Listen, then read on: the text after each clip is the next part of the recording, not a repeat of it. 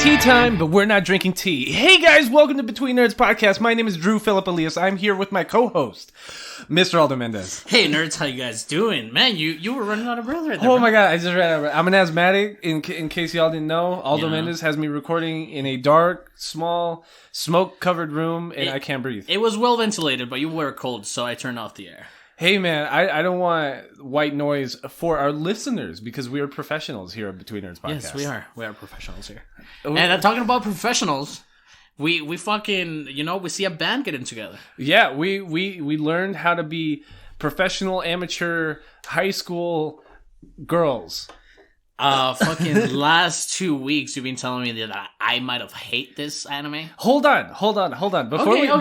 Before we start talking about the genius innovation that is Kyoto Animation's K-On! Adaptation of a light novel series, I do want to go over some housekeeping notes because it is the first day of August, right? Today's August 1st. Today's August 1st. We're recording on August 1st. You're probably listening to this on August 2nd. So our giveaway is finished. We are no longer taking any more submissions to our July giveaway that you could have entered for free by using hashtag LadyNerds. Yeah, and this is so great. Finishing this month with Mihai Yezuken, an organization that focuses on making young girls, give them opportunities and let them know that we live in an equal world. Yeah, it's safe spaces for women. It's workshops to be young professional women in most workplaces that are normally male-oriented. It's scholarship funds. It's school supplies. It's all that. And to finish with K-On!, that was pretty awesome. Yeah, K-On!'s super dope. Too bad you're sexist. Too bad, damn it. But yeah. We will be announcing the winner of our July giveaway during the Nerd Down. At the end of the Nerd Down, yes. So keep listening till the end for that to figure out if you're a winner or not. And at the same point, I do want to introduce our new August hashtag and giveaway and nonprofit, which is an old hashtag and nonprofit. We believe that. I mean, it's already been a year. We know that at some point we're going to run our organizations that we're interested in. And, yes. And in some way, it has to do with ignorance, I guess, in a point, because we don't know all the organizations out there. And that's why we're asking our listeners, you guys, to give us some, if you guys have some suggestions or what we should, If you have a favorite nonprofit that is ideally based in the El Paso area or as a chapter in the El Paso area, it doesn't necessarily need to be, but we prefer for them to be. We are willing to donate to them for our monthly fundraising, and we will make a specialized hashtag that includes their message in it. Yeah, and you guys get a giveaway and everybody wins. Yeah. We win, you guys win, everybody wins. So, again, like I was saying, reintroducing this month's hashtag, it's going to be an old favorite, hashtag NerdyPaws. That is NERDYPAWS. Please use hashtag NerdyPaws in an original tweet or Instagram post, and you will automatically be entered into our August giveaway. And for every like and retweet on original tweets or Instagram posts using hashtag NerdyPaws, we will be donating to the Humane Society of El Paso. Hell yeah. And Humane Society, you guys were so active last time we used this hashtag. So as soon as we put it on Twitter, we'll send you a DM, letting you know, reminding you that you are once again rolling in the donation-thons of Between Nerds. Yeah, and I almost ran into some stray dogs just walking into Aldo's house right now too. So it's needed. Yes, we're watching Beastars. Yeah, we're. It's crazy. But yeah, getting into what we watched this week, like you were saying, we watched K-On! Season 1 of K-On! What year was this? This is 2009. Jesus. That's what I'm saying. The light novel series ran from 2007 to 2012. The anime adaptation started in April 3rd, 2009 and ran up until June. Okay. Damn, it's very crazy, man. Very crazy. Like I said, you said that I might have hated. I might not like it. Honestly, it was pretty awesome. It's because you're kind of hit or miss sometimes. I know you like gangster flicks. So, sometimes we watch things about gangsters. And I think, damn, Aldo's gonna fucking love this. And then we watch it, and you're like, oh, I don't know, there's too many kids about the internet, and there's headless horsemen and shit like that. And I'm like, okay, then what do you like? And you, okay, so out of the two of us, for sure, I'm the one that's really into slice of life, right? Uh-huh. So, and sometimes I get scared because I'm like, fuck, I want to watch this really classic slice of life anime. And I don't want Aldo to either judge me or just shit on me for watching these fucking high school girls just drinking tea and singing to each other. Bro, K-On! Listeners, K-On! It's a lot like this podcast. We come here, we eat stuff. Where's my tea, bitch? We eat food, we have drinks. Where's my cake? We don't practice, and we're still good at it. Hell yeah! You know what I'm saying? and that's what K-On's about, man. And it's so hilarious. I don't know. K-On, like, not speaking big terms, but speaking just like super superficially. It's literally just about some girls starting a high school club that functions as a band. And it's way more than that, because that, like you said, that's just superficially. But you want to talk like different attitudes, different characters in that we're following here, the band that we're following here, and all these girls, and they're just doing such like wholesome shit. Nobody dies, no kids are dying of fucking cancer. There's no mafia, there's no man. The original run of season 1 of K-On! Ends on episode 12. We watched up until episode 14 because the 2 OVAs are considered season 1 on Netflix. Mm-hmm. But yeah, we don't see a guy. No male characters introduced until episode 13, which is an OVA, which technically isn't even canon. Correct. So it's literally just happy tea time featuring cute anime girls. And like always, we start at a school, in a school setting of this new year starting. It starts at home. It starts at home? Yeah. It starts with, what's her name? I was just going to put the premise of how the band started. Oh, yeah. But yeah, at school, a school club doesn't have enough members because they all graduated that past year. And now we have 2 obsessed girls trying to bring it back up. Right. Mm-hmm. So the Light Music Club, which is just a club that plays light music, like happy pop music, like super just K-poppy flowers and tea time and eating cakes and just nonsense. They have no club members. So the 2 prospective first years here, we have Mio Akiyama and Ritsu Tanaka. Mm-hmm. Mio and Ritsu. Yeah, which is funny that they go by their first names because, like, us as an audience, I guess we're supposed to feel close to them, which, like, in Japanese culture, you wouldn't be calling these people by their first name like that. Yeah. Like, we're supposed to feel like we're in the band, too. Like, we're that crazy fan from the Odd Taxi episode with the idols. Correct. Like, we're supposed to feel part of the family. Mm-hmm. And almost immediately we're introduced to Yui, who's like the personality of this whole anime that would be super bland without it. She's just this super spastic, messy, dirty, not all that intelligent, like not overtly talented, but like secretly kind of talented. And good-hearted, you know what I'm saying? Yeah, good-hearted, not really all that malicious, but she's not the perfect character that we get a lot of the time. Correct, because her trouble is, Yui's trouble is that she can't find a club to fucking meet, to get into. Right. She's never really done anything, either sports or theater or art or science, But yeah, same here. But I do anime now. So. I have a life. I watch anime.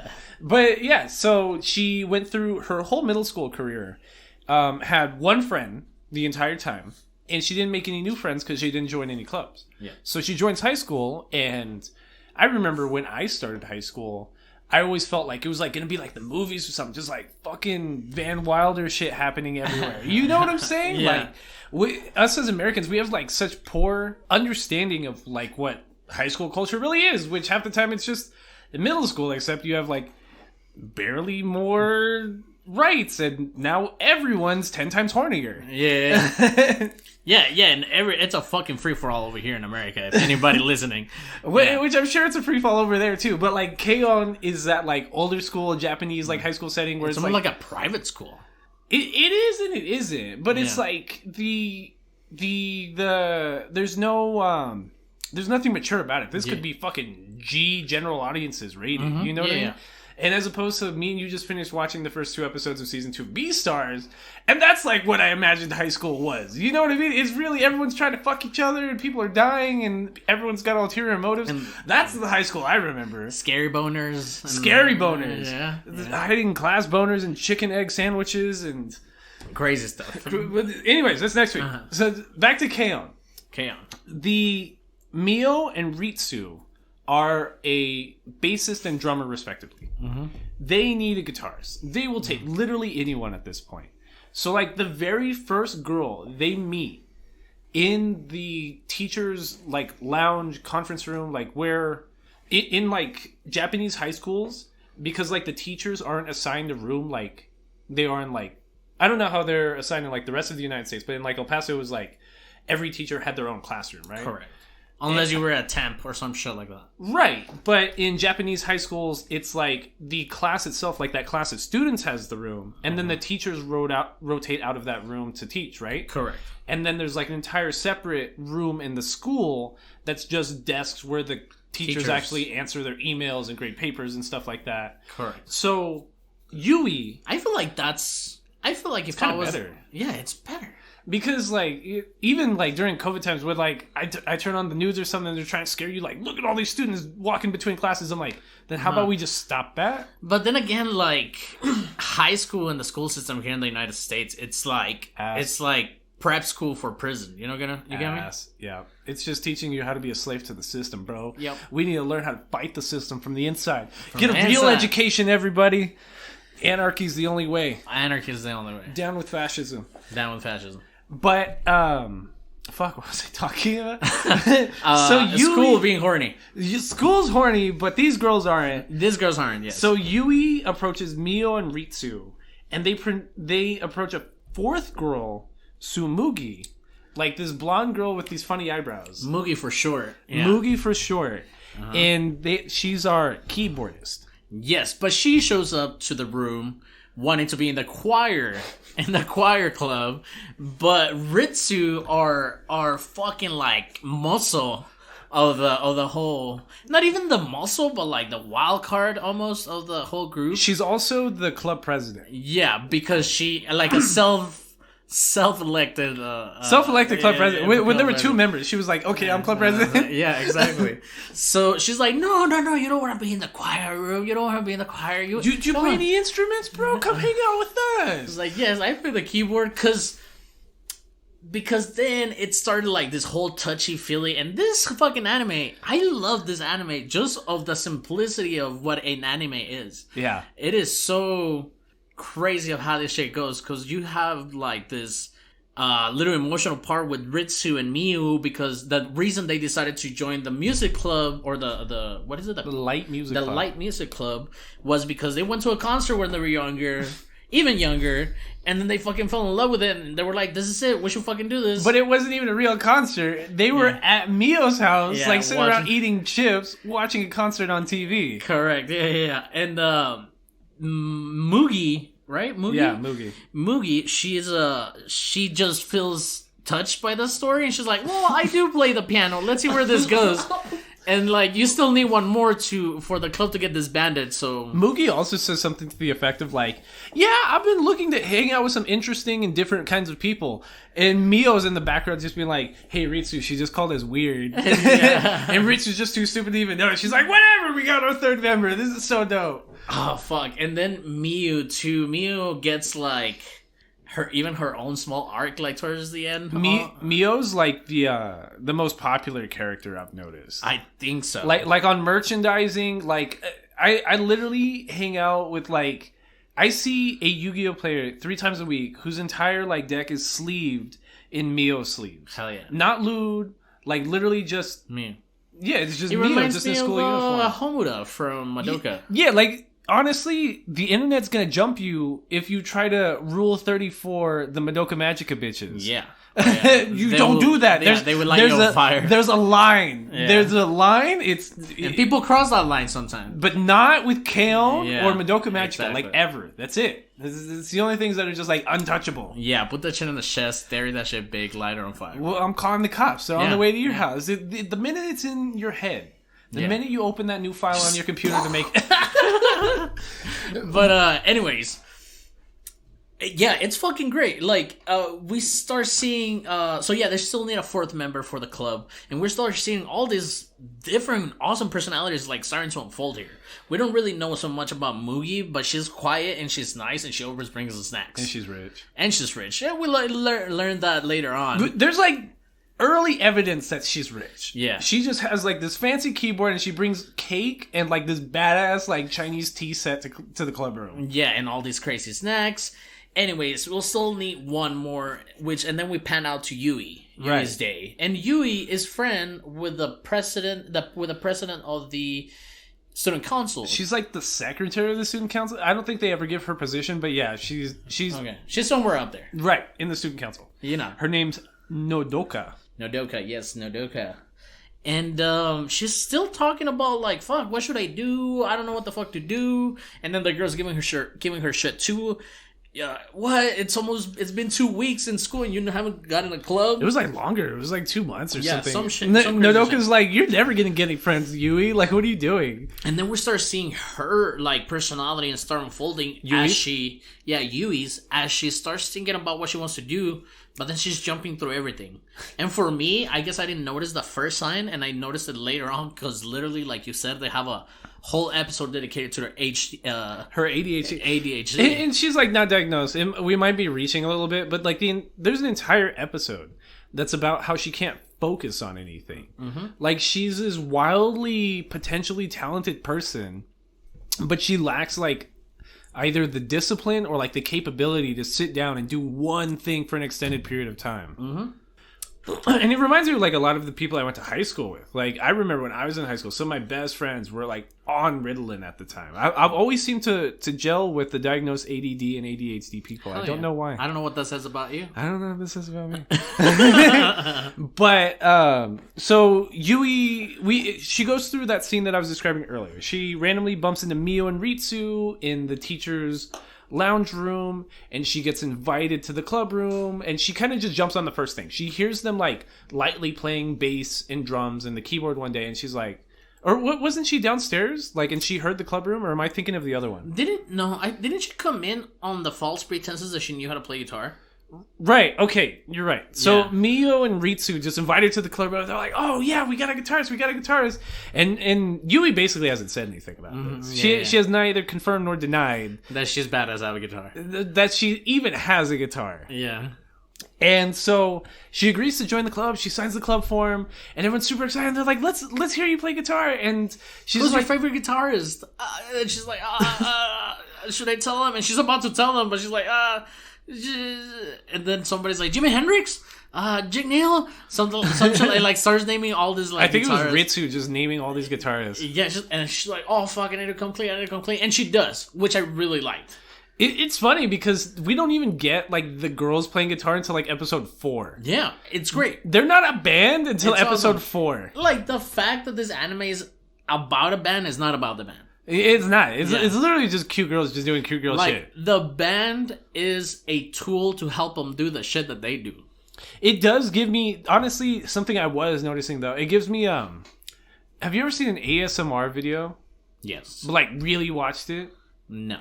Okay, so my understanding of ASMR from watching TikToks about ASMR is that it's supposed to give you like that like tingly feeling on the back of your neck where it's like that overly comforting kind of like, it's supposed to set off triggers that give you these tingles on the back of your neck that are supposed to make you feel comforted and like secure, which is why people fall asleep to it. I get that same kind of feeling in certain scenes Listen in to your K-On! podcast? Yeah, exactly. That's what I do. Once I realize my own talent, I'm just like dripping in tingles. Yeah, in sweat. But no, like when I'm watching the girls in K-On! Do certain music playing scenes, and you really feel accomplished with these girls. Absolutely, because every single musical moment in the anime, it's a win. We just watch them like crawl through to just like perform this one fucking song, and they do it. They like hit it out of the park, and you're just like, I want to clap. Like I want to be like, fuck yeah, we did it. Yeah, we have a band. Yeah, and it's such a weird feeling because we're describing Yui doesn't even have a guitar. So the club, air quotes club's first activity, even though they're not an official club yet, is to take part-time jobs as a team to get money so that Yui can buy a guitar. They take her to the guitar store after she borrowed $500 from her mom. She just balled out like at this outdoor mall, like on all this food, clothes, and bullshit. Yeah. She gets to the guitar store, sees a $2,500 guitar she wants, and she only has like a few bucks left. And we're just like, what the fuck, Yui? Yeah, it's fucking awesome because they take a job as like counting cars that are passing by. Yeah, it's like traffic counters. Yeah, traffic counters, which I don't know how much that pays, but there were like there's very cool skits of what these girls are just doing that they're so wholesomely cool looking and Philly and shit because now they have the money and my Yui was like, I can't fucking take this. It's like she's like, here's your money back. I'll fucking get it somewhere. I'll figure it out, guys. Like I appreciate the help, but you guys are all way too nice for me to take this money from you. Absolutely. And then they go back to the fucking music shop, and she has enough somehow. Oh yeah, because Mugi just goes up to the teller, to the cashier, and he's like, hey yo bro, it's like, can I haggle with you a little bit? It's because Ritsu on their first visit was describing to this group what haggling was.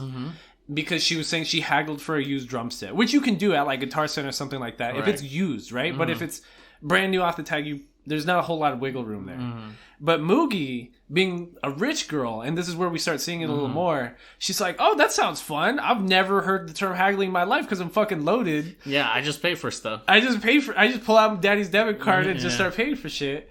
But so she walks up to the counter. The guy notices her eyebrows, which are apparently hereditary, and like apparently her dad's got the same one. So he notices the eyebrows on her face and just like, oh my god, this is the boss's daughter. She is part of the family that owns the company that owns this music building. Shop. Yeah. So he's like, he just pulls out a calculator, just types in a random number. He's like, I can do this. Can you do that? And she's like, a little lower. You can do better. This guy's sweating like he's about to give away a $2,500 guitar. Yeah, and they just get it for $500. Like it wasn't it like a Les Paul or something? Yeah, This Les Paul, badass red mahogany Les Paul for this idiot that doesn't even know how to play guitar. Yeah. And she has it now. Like she gets it, and Megu, like everybody's chalked up. Mugi haggles his way down, but nobody really knows until later on. Yeah, she's like, my dad owns this place or some shit like that. Yeah, they notice it a lot more when it's their first out of town like band practicing trip. Because I don't want to get in there yet, but I do want to talk about the animation really quickly before we get too far into it, because this was 2009. 2009. This looks like it was made this year. Right now. Like there's anime currently running that don't look this good. Exactly. That don't even look this good. Like poor Kyoto Animation. I know we've talked about them before because last year when we first started doing the podcast was when they were a victim to that terrorist attack for an ex-employee. Yeah. But like 2009 to 2012, 13, that's peak Kyoto Animation. You know what I mean? And some of it's 3D modeling, but it's like that Beastars effect. Like it's so high quality and so minuscule, like you can't even tell unless you're like pausing every frame and you're like, what has pixels on it? Yeah, no, it's fucking ridiculous, bro. Even in that scene that Riku? No, what is Ritsu. Ritsu? No, not Ritsu. Mio. Oh, yeah. Black-haired Mio, bassist. Yeah. Mio when she goes into the haunted house, I like how they make it seem like clunky, like a haunted house would look. Right. You know what I'm saying? It's so crazy. Like it's such a high frame rate that by dumbing down the frame rate in certain scenes on things moving, you can make it seem cheap and fake and stupid. Yeah. But it's like, God, it flexes right away, like how good quality it's gonna be just from the intro song. Mm-hmm. Because like the song is almost like an original. It almost sounds like it was made directly for this. It is good. And the animation in the OP is like fire. Like it's showing you these very precise like finger movements and like the strumming and the guitar picking and like the way the drums are, and it's so like, and yeah, they will take their time on something stupid too, like waving some keys around or something like that. Right. They'll have something in the background like that, like just moving. It's it so in crazy. no way feels cheap. Yeah. Like it's so weird that like you can tell so much money was put into a slice of life that's just about girls being girls. Yeah, absolutely. It's fucking awesome. Where were we again in the story? In the story, they just got the Les Paul. They just got the Les Paul. Okay, yeah. So we go back to the I think it's the next day. Yeah, they go to the club room. And we vaguely meet Mio's sister. No, not Mio's, Yui. Yui's sister, yeah, Ui. Yeah. Yui and Ui. Yui. Yui and Ui. Yui, for context, is spelled Y-U-I. Ui is spelled U-I. Yes. Yui and Yui. Yeah. Yui and Ui. Ui and Yui. Yui and Ui. Ui and Yui. So, you're right. It's like the next day, Yui takes her guitar to school because, like, she's all excited. She finally gets to participate in club activities. She pulls out the guitar, and everyone's like, okay, play us something. We just spent all this time getting you this stupid, expensive-ass Les Paul. Fucking play it. And throughout that day, before we get to the studio, she's been like, oh, this is like hand gesturing with her fingers, like, oh, this is G, this is D. No, not yet. Not yet? Okay. Because like Mio had to teach her what chords were. Oh, that's right. So yeah, that's right. So she comes in, doesn't plug it in, and she's like, like trying to like acoustic play a electric guitar. Yeah. So she's like, no, stupid, we have to plug it in. I'm like, oh yeah, plug it in. I knew that. Yeah. So they plug it in, turn up the amp, and she's like, dun dun dun dun. Like, she's not even playing anything. No. Like not doing anything. And Mio and Ritsu are like, are you for real? Like you don't know how to play guitar? And she's like, no, I didn't want to tell you guys. We were having so much fun and the guitar was so pretty. Yeah. And like, I'm sorry. It's so like Mio has to bring out like a book of like the chords on guitar, and it's just like, you're gonna have to just memorize this. And Yui's like dumbfounded. She's like, memorize? Memorize what? Like, so, but like she does it because she's like got an obsessive personality. Like she can only focus on one thing at a time, but when she's focusing on that one thing, like she's fucking focusing on that one and she thing. pays attention. Yeah, she pays attention. So like Mio has clearly been playing like bass and guitar for a minute, because she has a good understanding of how the guitar works as it is. And she's like showing her by hand, like, yo, you put your fingers like this for this chord and that for this other chord. And you're right. So she's doing that scene that you're talking about. She goes like a whole day, a couple days, only just like air fingering like chords, to the point that she meets up with Nodoka on the way from school one day. And Nodoka hasn't seen her in a while because they've both been busy with club activities. And she just starts putting up like stupid hands, just like, what is that? And she's like, oh, it's a G chord. Yeah, she's just trying to memorize it. Yeah, it's fucking hilarious. And I also like, I think it was the same day when they get back to the studio, where she's like, okay, just show me what you've learned. You keep calling it studio, but it is a club room. Oh, club room. Oh, studio, music room, whatever. Yeah, music room. And they oh yeah, they ask her what she's learned from that day, and she does play a little bit of something, right? And they're like, oh, okay, cool. It's like, that was okay. It's like, yeah, but it doesn't sound right because you're not choking the string. Right. So choking the string, I learned from this anime, is when you strum a note and you pinch it in on the board, Because what we're starting to hear from Yui is that she's kind of got an ear for music, believe it or not. Like, they can play her a guitar riff, and she's like, well, how do I make that Fuyan sound? Like, she's just making stupid noises, and they're like, Fuyan sound? What are you talking about? And she's like, yeah, he plays that G chord, and then it goes Fuyan, and it's because, he's choking the string. And, like, I don't know if it's now or, like, a couple episodes from now, they go out of town for a club bonding / practice session, because the issue becomes in like almost every other episode is that they're all kind of fuck ups and kind of lazy, and like they start every club room afternoon by having tea and cake. Yes. As opposed to actually practicing. Yeah, and they're just chilling. And that's why I say it, because it reminds me of this podcast. We're just chilling here. But like Mio originally gets frustrated with this, and that's why her whole idea is like, we got to get out of town. We got to get in a new setting. Was that before the test? I honestly don't know if it was before or after the cram session in the test, because I think the cram session was before, because as we heard that Yui is getting better. Episode 4 is training camp. Episode 4 is training camp, and then after that it's cram. Oh, episode 3 is cram session. You're right. I'm sorry. Yeah. So now we hit our first fucking band struggle. Because not only do we have our 4 members to keep the club going, fucking Yui being all stupid HDHDs, ADHD. How do you say it? ADHD. ADHD-ish. There you go. That's what I wanted to say. Okay. But she doesn't do any other studies, so she's failing her fucking classes. She's been practicing the shit out of guitar and forgot that she's actually a full-time student. Yeah, and from context, we know that it's like an algebra test, a math test. Yeah. It's like algebra.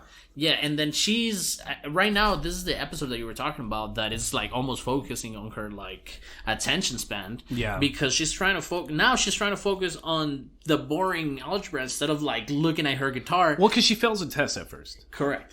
Because everyone else in the club room, like it's like sports in high school here. Like you have to maintain a specific grade point average or you can't play.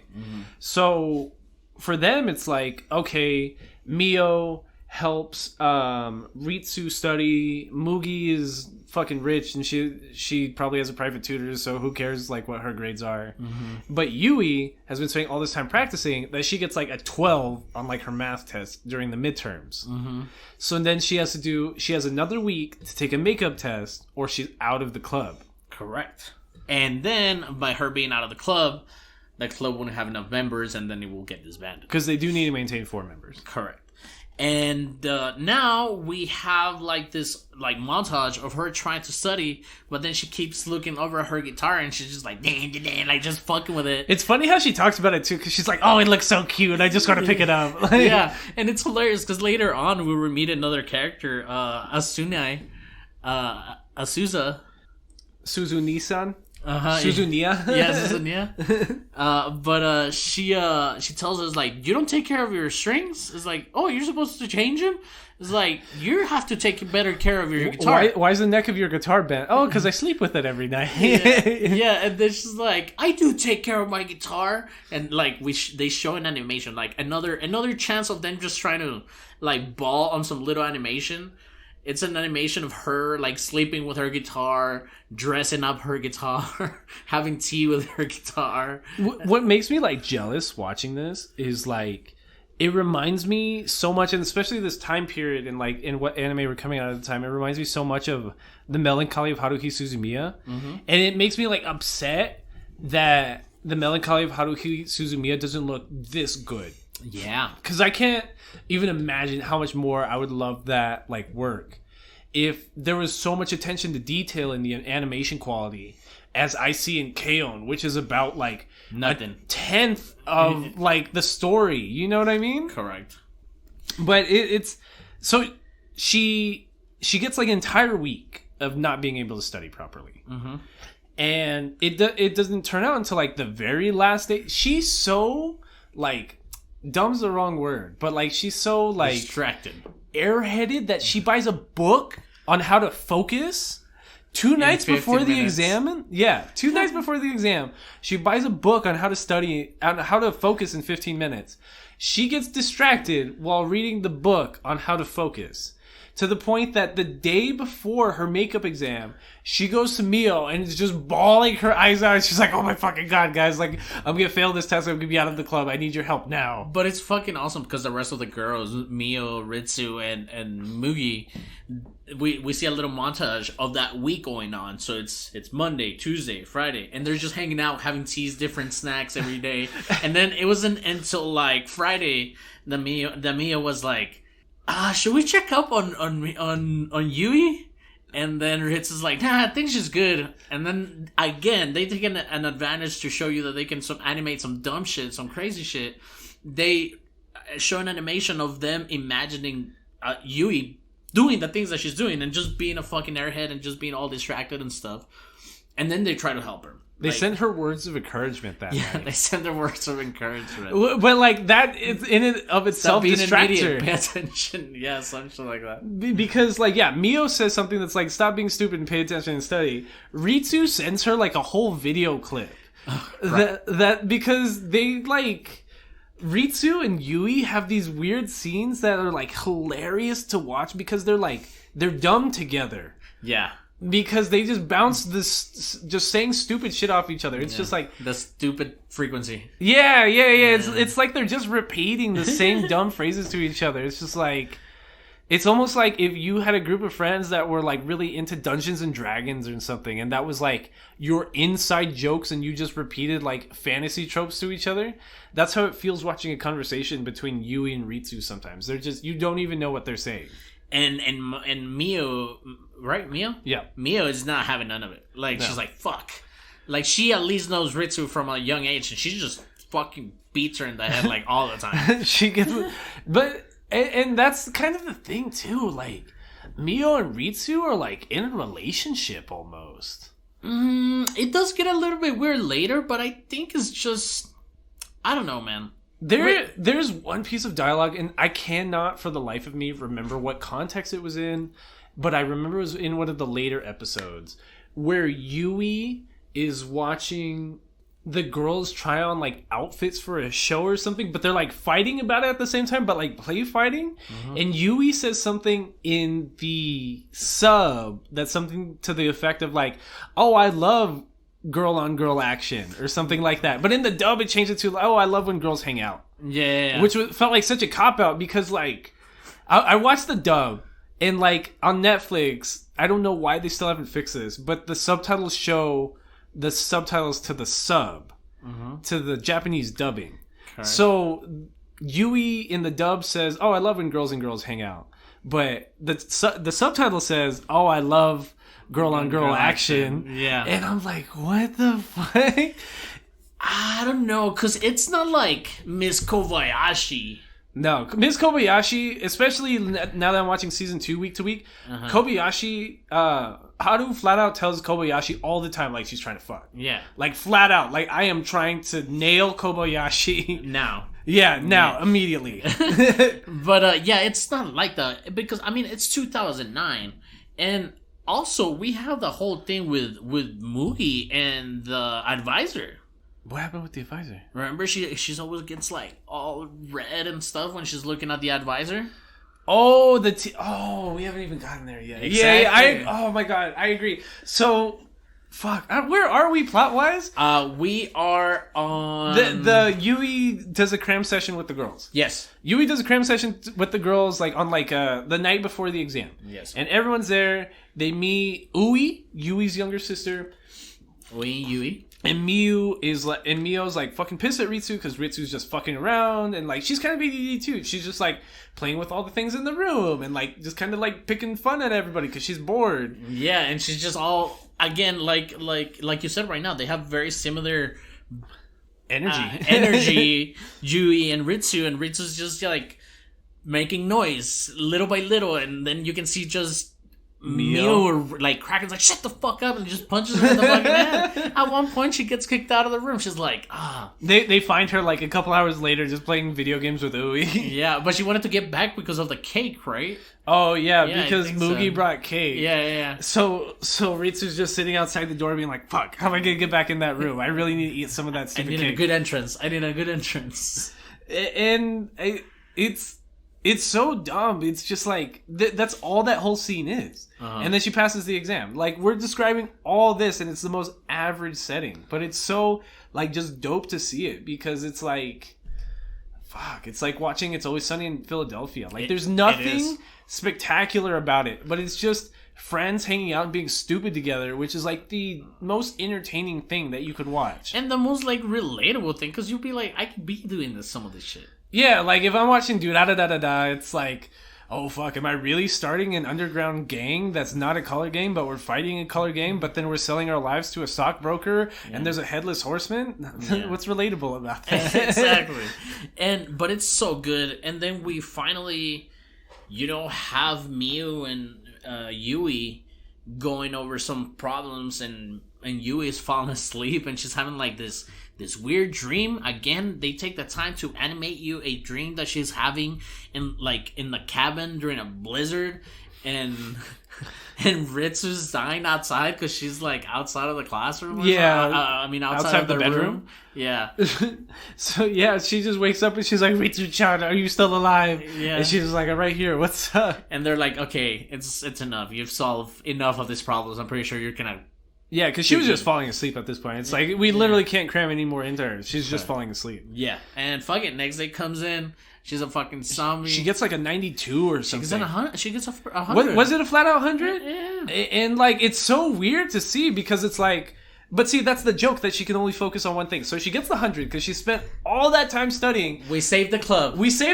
They're like, okay, cool, let's practice, let's play a song. She puts on the guitar, and they're about to start, and she's like, I forgot how to play guitar. Yeah, it's like, is this an X note? A Y note? Is this an X chord? Yeah. What's an X chord? Yeah. So yeah, again, and I love this fucking line of the fucking anime. She's like, yeah, my grandma used to compliment me all the time. She used to tell me that if I learn a new thing, another thing will fall out of my head. And then, I don't know, I think it's Ritsu. It was like, I don't think she was complimenting you.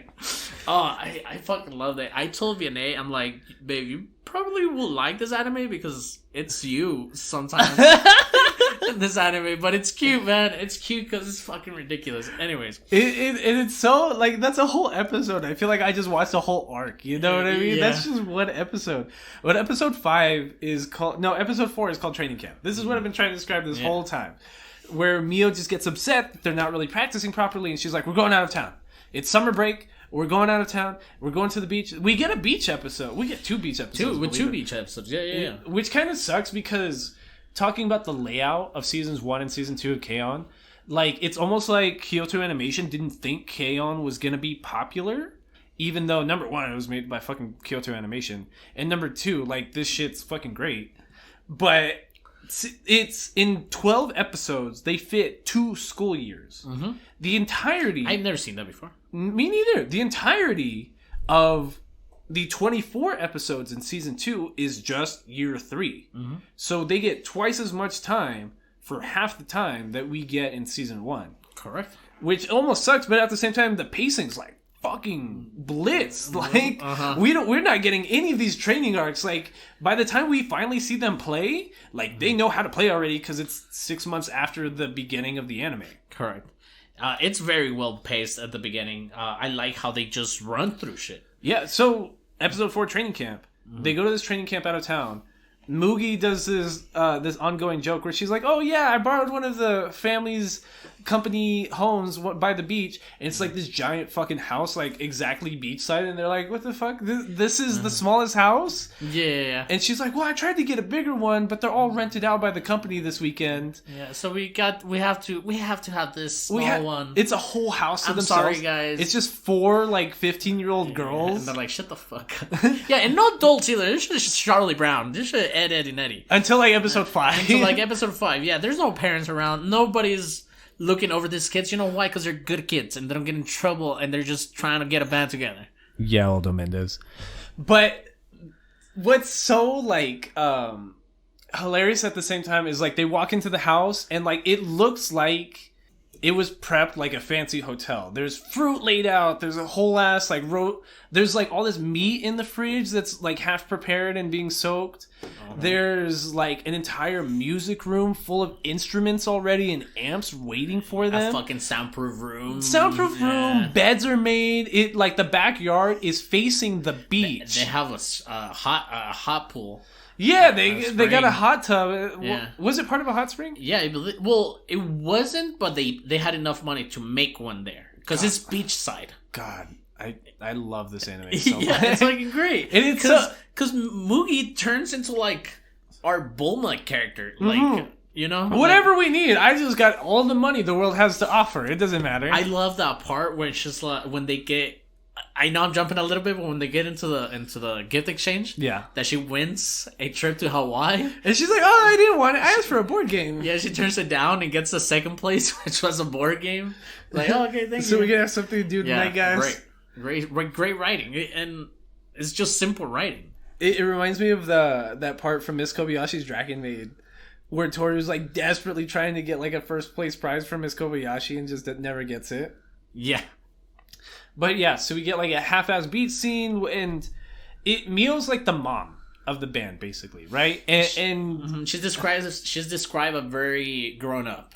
Yeah. Which is also like hilariously dumb in this scene because Ritsu and Yui they get to the music room in the house that they're renting for the weekend in the Airbnb, and they're like, "Okay, we're going to the beach." And Mio's like, "No, let's practice." They're like, "Okay, after the beach. Don't worry about it. Yeah. I gotta go get some drinks on the beach first. Don't worry about it." Just patronizes as she's walking away from her. They're just like in the middle of changing their bathing suits while she's talking. They're just like, "Okay, whatever, bro. I'm going to the beach." And we haven't talked about this, but Mio finds in the club room a recording from the graduating class from 4, and she's intimidated by it. It was a cassette. Yeah, a cassette. I'm sorry. No, recording. It was a recording. Yeah. It was. But yeah, they find a little cassette tape like showing like the age on this a little bit, and like to show that like 10 years ago there was a really cool like light music club that they were playing like really good like metal music, and they played at this showing the Barukan? Yeah, the Barukan or something like that. I can't even. Yeah, you're right. Which is one of the main plot lines later on. Right. Yeah. It's the plot to the OVAs. Correct. Oh, okay. And so they're going on the beach. Ritsu and Yui they're kids, you know what I mean? They're just playing in the sand, doing dumb splashes and stuff. But then Mio pops out in a bathing suit, and like this is the only time they ever sexualize anybody in this whole anime. Is just like show. Okay, go ahead. I'm sorry. Go ahead.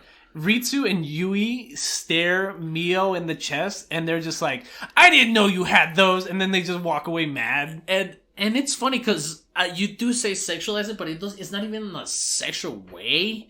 It's just that these girls are flat and she's not. Yeah. You know what I'm saying? And they both look at her with angry faces, and Ritsu even gets a volleyball and just chucks it at her face, and then they walk away.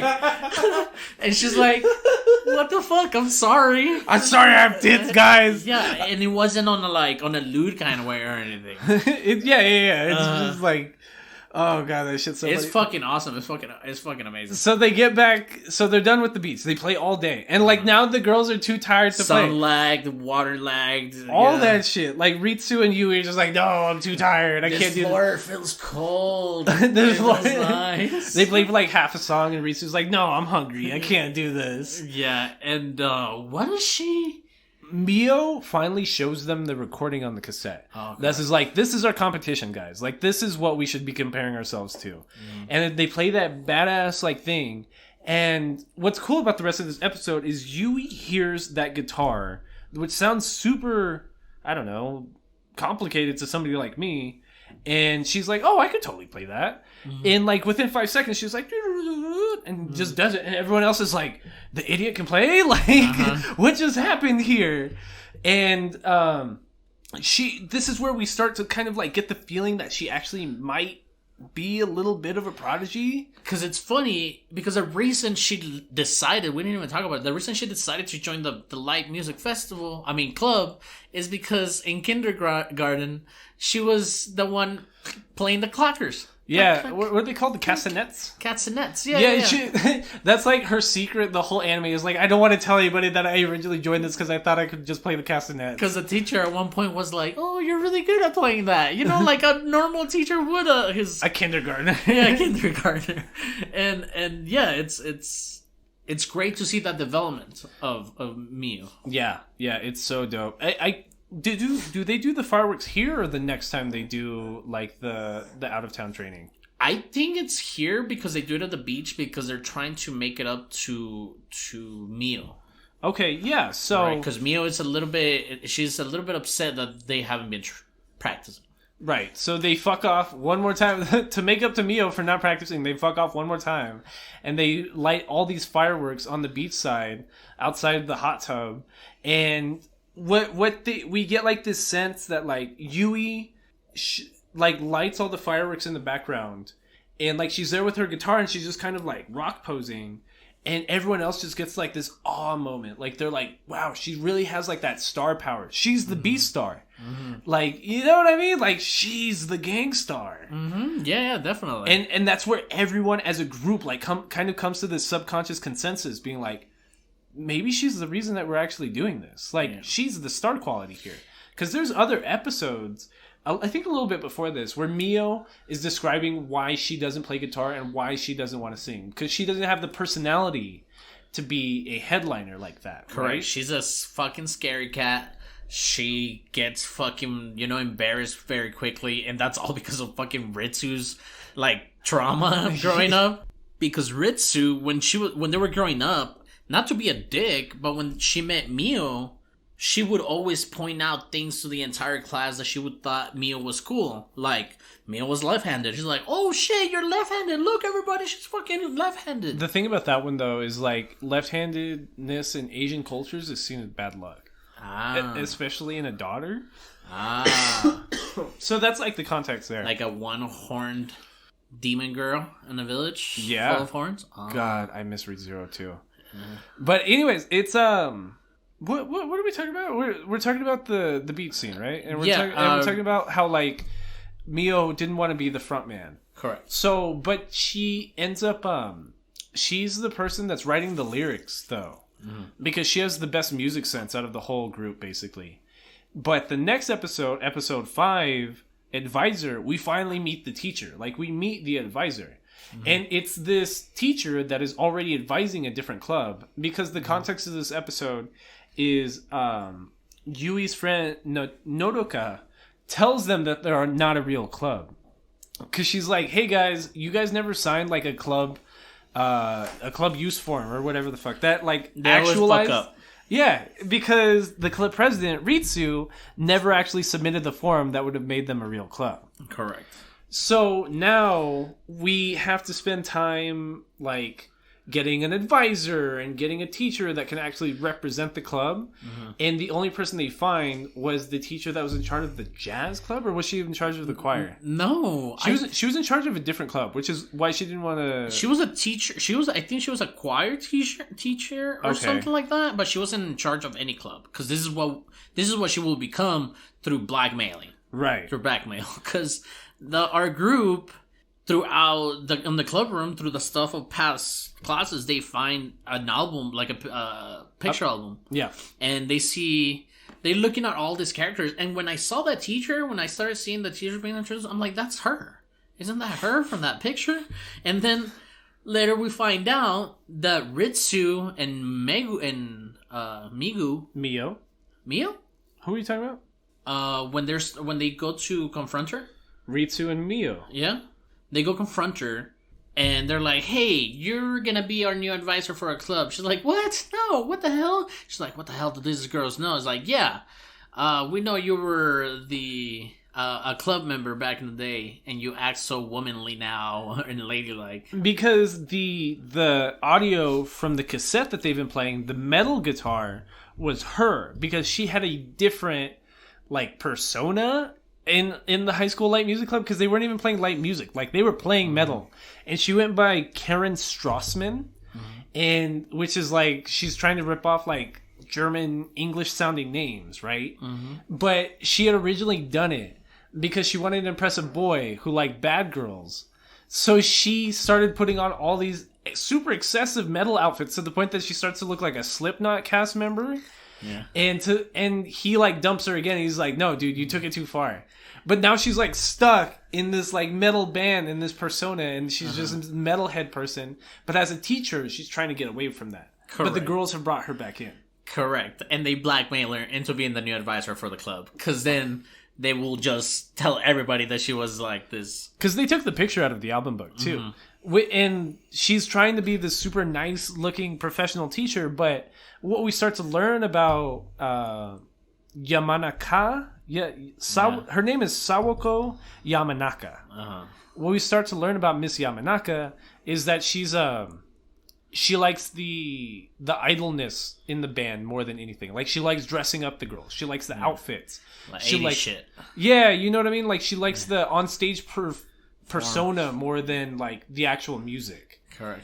So, it's funny because, like, the girls immediately turn her into, like, one of the gang, but they start calling her by her first name, which is, like, the most disrespectful thing you could do in Japanese culture, especially to a teacher. They don't call her Yamanako sensei. They don't call her anything. No. Sawako. Yeah, they just call her Sawako, which is like the most disrespectful thing you could call somebody. But it's hilarious because she almost brings herself down to the level as well. Because she's very intruding, and she's always telling her personal life as well about her boyfriend stuff. She's always like, she'll re-gift something she'll project her like her insecurities. Yeah. You girls don't know anything. You're all young and pretty, and you don't have to worry about trying to keep a man like I do. Yeah. So that means that happened before. Like, yeah. Is that what you were saying? So, but so now we finally have like a professional-ish coach for Yui. Because the very next episode, they've decided that they're going to perform at the school festival, which even from something like Code Geass, Lelouch of the Rebellion, we know that school festivals are a really big deal, especially in Japanese high schools, right? So the idea is they need to knock it out of the park.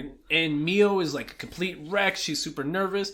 And Yui still has no training. Like, Mio spends all night writing these super, super mushy lyrics that when she presents them to the group, including Sawako, everyone just kind of starts laughing at her. They're just like, you wrote this? You want us to sing this? You want to perform this? And it's just, but then right away, Yui reads it. She's like, oh my God, these are the best lyrics. You wrote this? And everyone's just looking at her like she's not serious. And they're like, Mio, you should perform. You should do it. You wrote these lyrics. And she's like, no, I can't possibly do it. That's why I don't even play guitar. Because she's almost like a hard ass, but not a hard ass. So it's weird that she wrote those lyrics. Yeah. Right? She's like a tsundere, but like there's no relationship context to it. Like, correct. Because even though her being a tsundere, she's also like, shy, introverted. Because tsunderes are supposed to have like girl. a soft side too. That's what makes me think that she's a tsundere. Because like she, like the real Mio is like terrified of crowds, cannot stand being the center of attention, doesn't want like scared as all hell of anything. Yeah, absolutely everything. They can talk about anything, even like semi-gross, and she's like, "Oh my God, I can't hear it." Yeah. They'd be like, "Earthworms." Oh no, please don't talk to me. Yeah. And so they decide Yui's gonna do it. But then Yui, again, she barely learned how to play guitar. She can't multitask between singing and playing guitar. And she's a little tone deaf too because she's barely learning about music. Correct. So Sawako like takes her on boot camp off screen. Like, we don't see Yui, like, the rest of this episode about. Until, like, the end. Yeah. Until, like, the very end. Because then it's about the other girls, like, running through the week. And it's, like, the week that she was doing the cram testing. Because they're like, oh, I hope Yui's all right. Oh, I hope Sawako hasn't murdered her yet. But then by the time they see her, the day before the festival, Yui's voice is gone. Yeah, because she has practiced so much that her voice fucking went away. Yeah. So now she has this super scratchy voice. It's the day of the school festival, and now Mio has to perform the song because she's the only person that knows the lyrics. And the voice is hilarious, dude. When she tries to sing, even watching the sub, like she's like trying to talk. It's like, oh Jesus Christ, stop talking! Everybody's like, shut up already. It felt real. It felt very real. It felt real. Because I mean, timeline-wise, this went on for a couple of days. Yeah. And she's still like, talking all weird. She sounds like Schmeagol or something. So they performed the song. And what's cool about the performance at the school festival is that they're on stage. They're in kind of cool outfits. Like, they're in, like, it reminds me of Miss Kobayashi's Dragon Maid outfits. Like, they're in, like, black lolly goth maid outfits. They're in Sasawa came out with them. Yeah, because her favorite part is dressing up the girls because they're like Barbie dolls or something to her. But so they get on stage in these ridiculous outfits. It's all about the theatrics with her. Yeah, but it takes you to a whole different scene. Yeah. Because it takes you to a music video of like the girls as if they're in a real band or something. And the plot of the music video is that they're performing Fua Fua time, which means like happy tea time or something. Mm-hmm. And they're like changing the hearts of these angry biker men with peace and love and tea and cake. Yeah, with like almost famous background drive with it. But it the way it looks is like there's this ugly, like grayish, darkened filter like on an it. indie fucking film or something like that. It reminds me of like what would have been seen as like artsy in a music video, like on the original MTV. Mm-hmm. You know what I mean? Yeah. Like something like that. Yeah. And that's how we see the performance is through the lens of that music video. Mm-hmm. So that by the end of it, you see the girls just tired and like breathing super heavy. And you just know that they just fucking killed it. Because the whole audience just got transported to this music video world that we just saw. And they're seeing them as rock stars in this one moment. Yes, and this is where, for me at least, where the anime shows its age. And unlike putting the time to make like the CGI movements on piano fingers, like we saw on Your Lie in April, it almost looks like they're taking the easy route when it comes to watching them play the instruments. Yeah, a little bit. You know what I'm saying? So for me, this is where the anime shows its age. Yeah. But still very good stuff. Like you said, everybody starts clapping. It gives you those tingles. It's good. Mio, it's no longer embarrassed.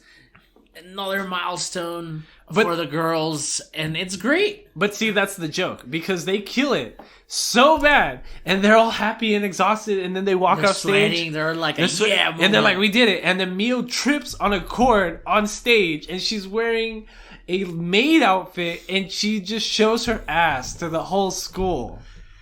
And and everybody's like, and then it shuts up, and everybody's like, and it's hilarious because they will throw in the windows, not just in dialogue, but visually too.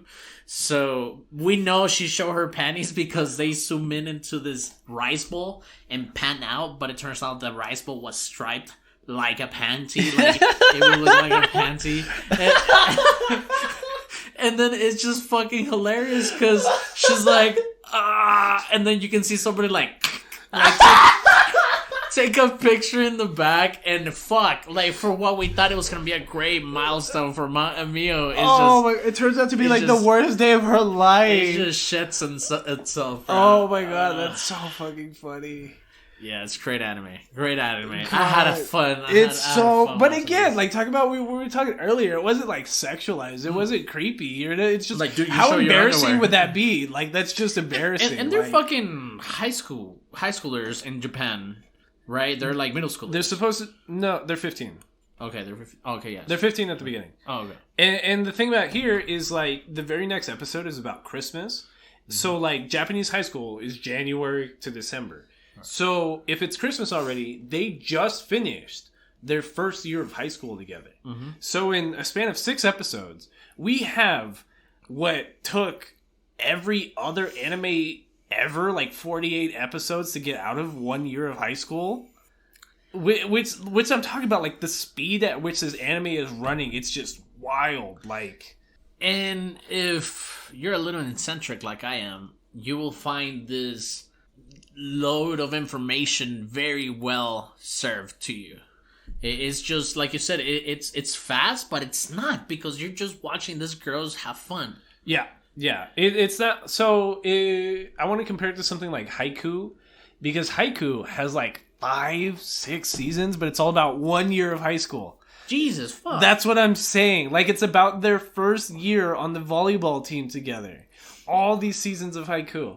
And K-On! Can do an entire high school career in 36 episodes? But and like I love Haiku too. Haiku too. Don't get me wrong. It's I like the it's Olympics. so good.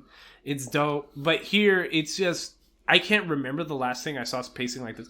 I was having a laugh with some guys that I was playing Yu-Gi-Oh with right now because I was talking about.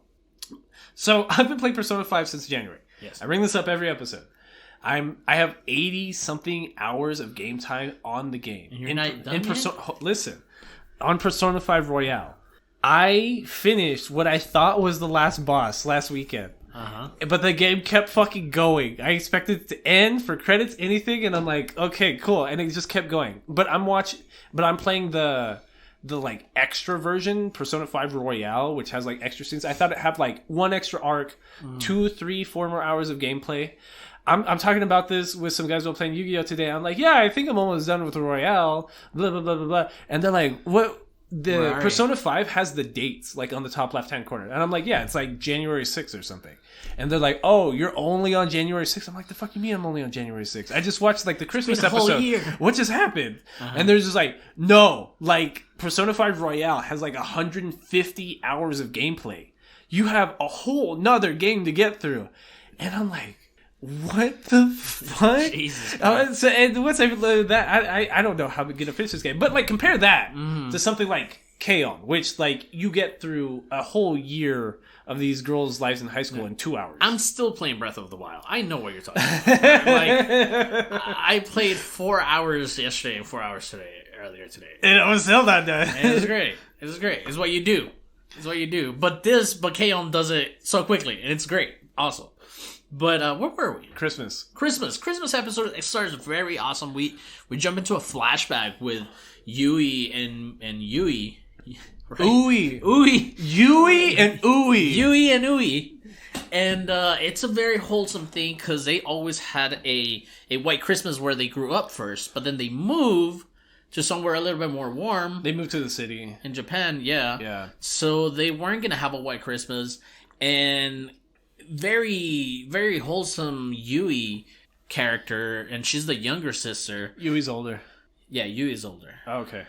Ui. It's because I can't hear how you're saying the different. I thought you said Yui, my bad. Yui. Ui. Ui is the younger sister. Yes. Ui is the younger sister, and she took it upon herself to dismantle a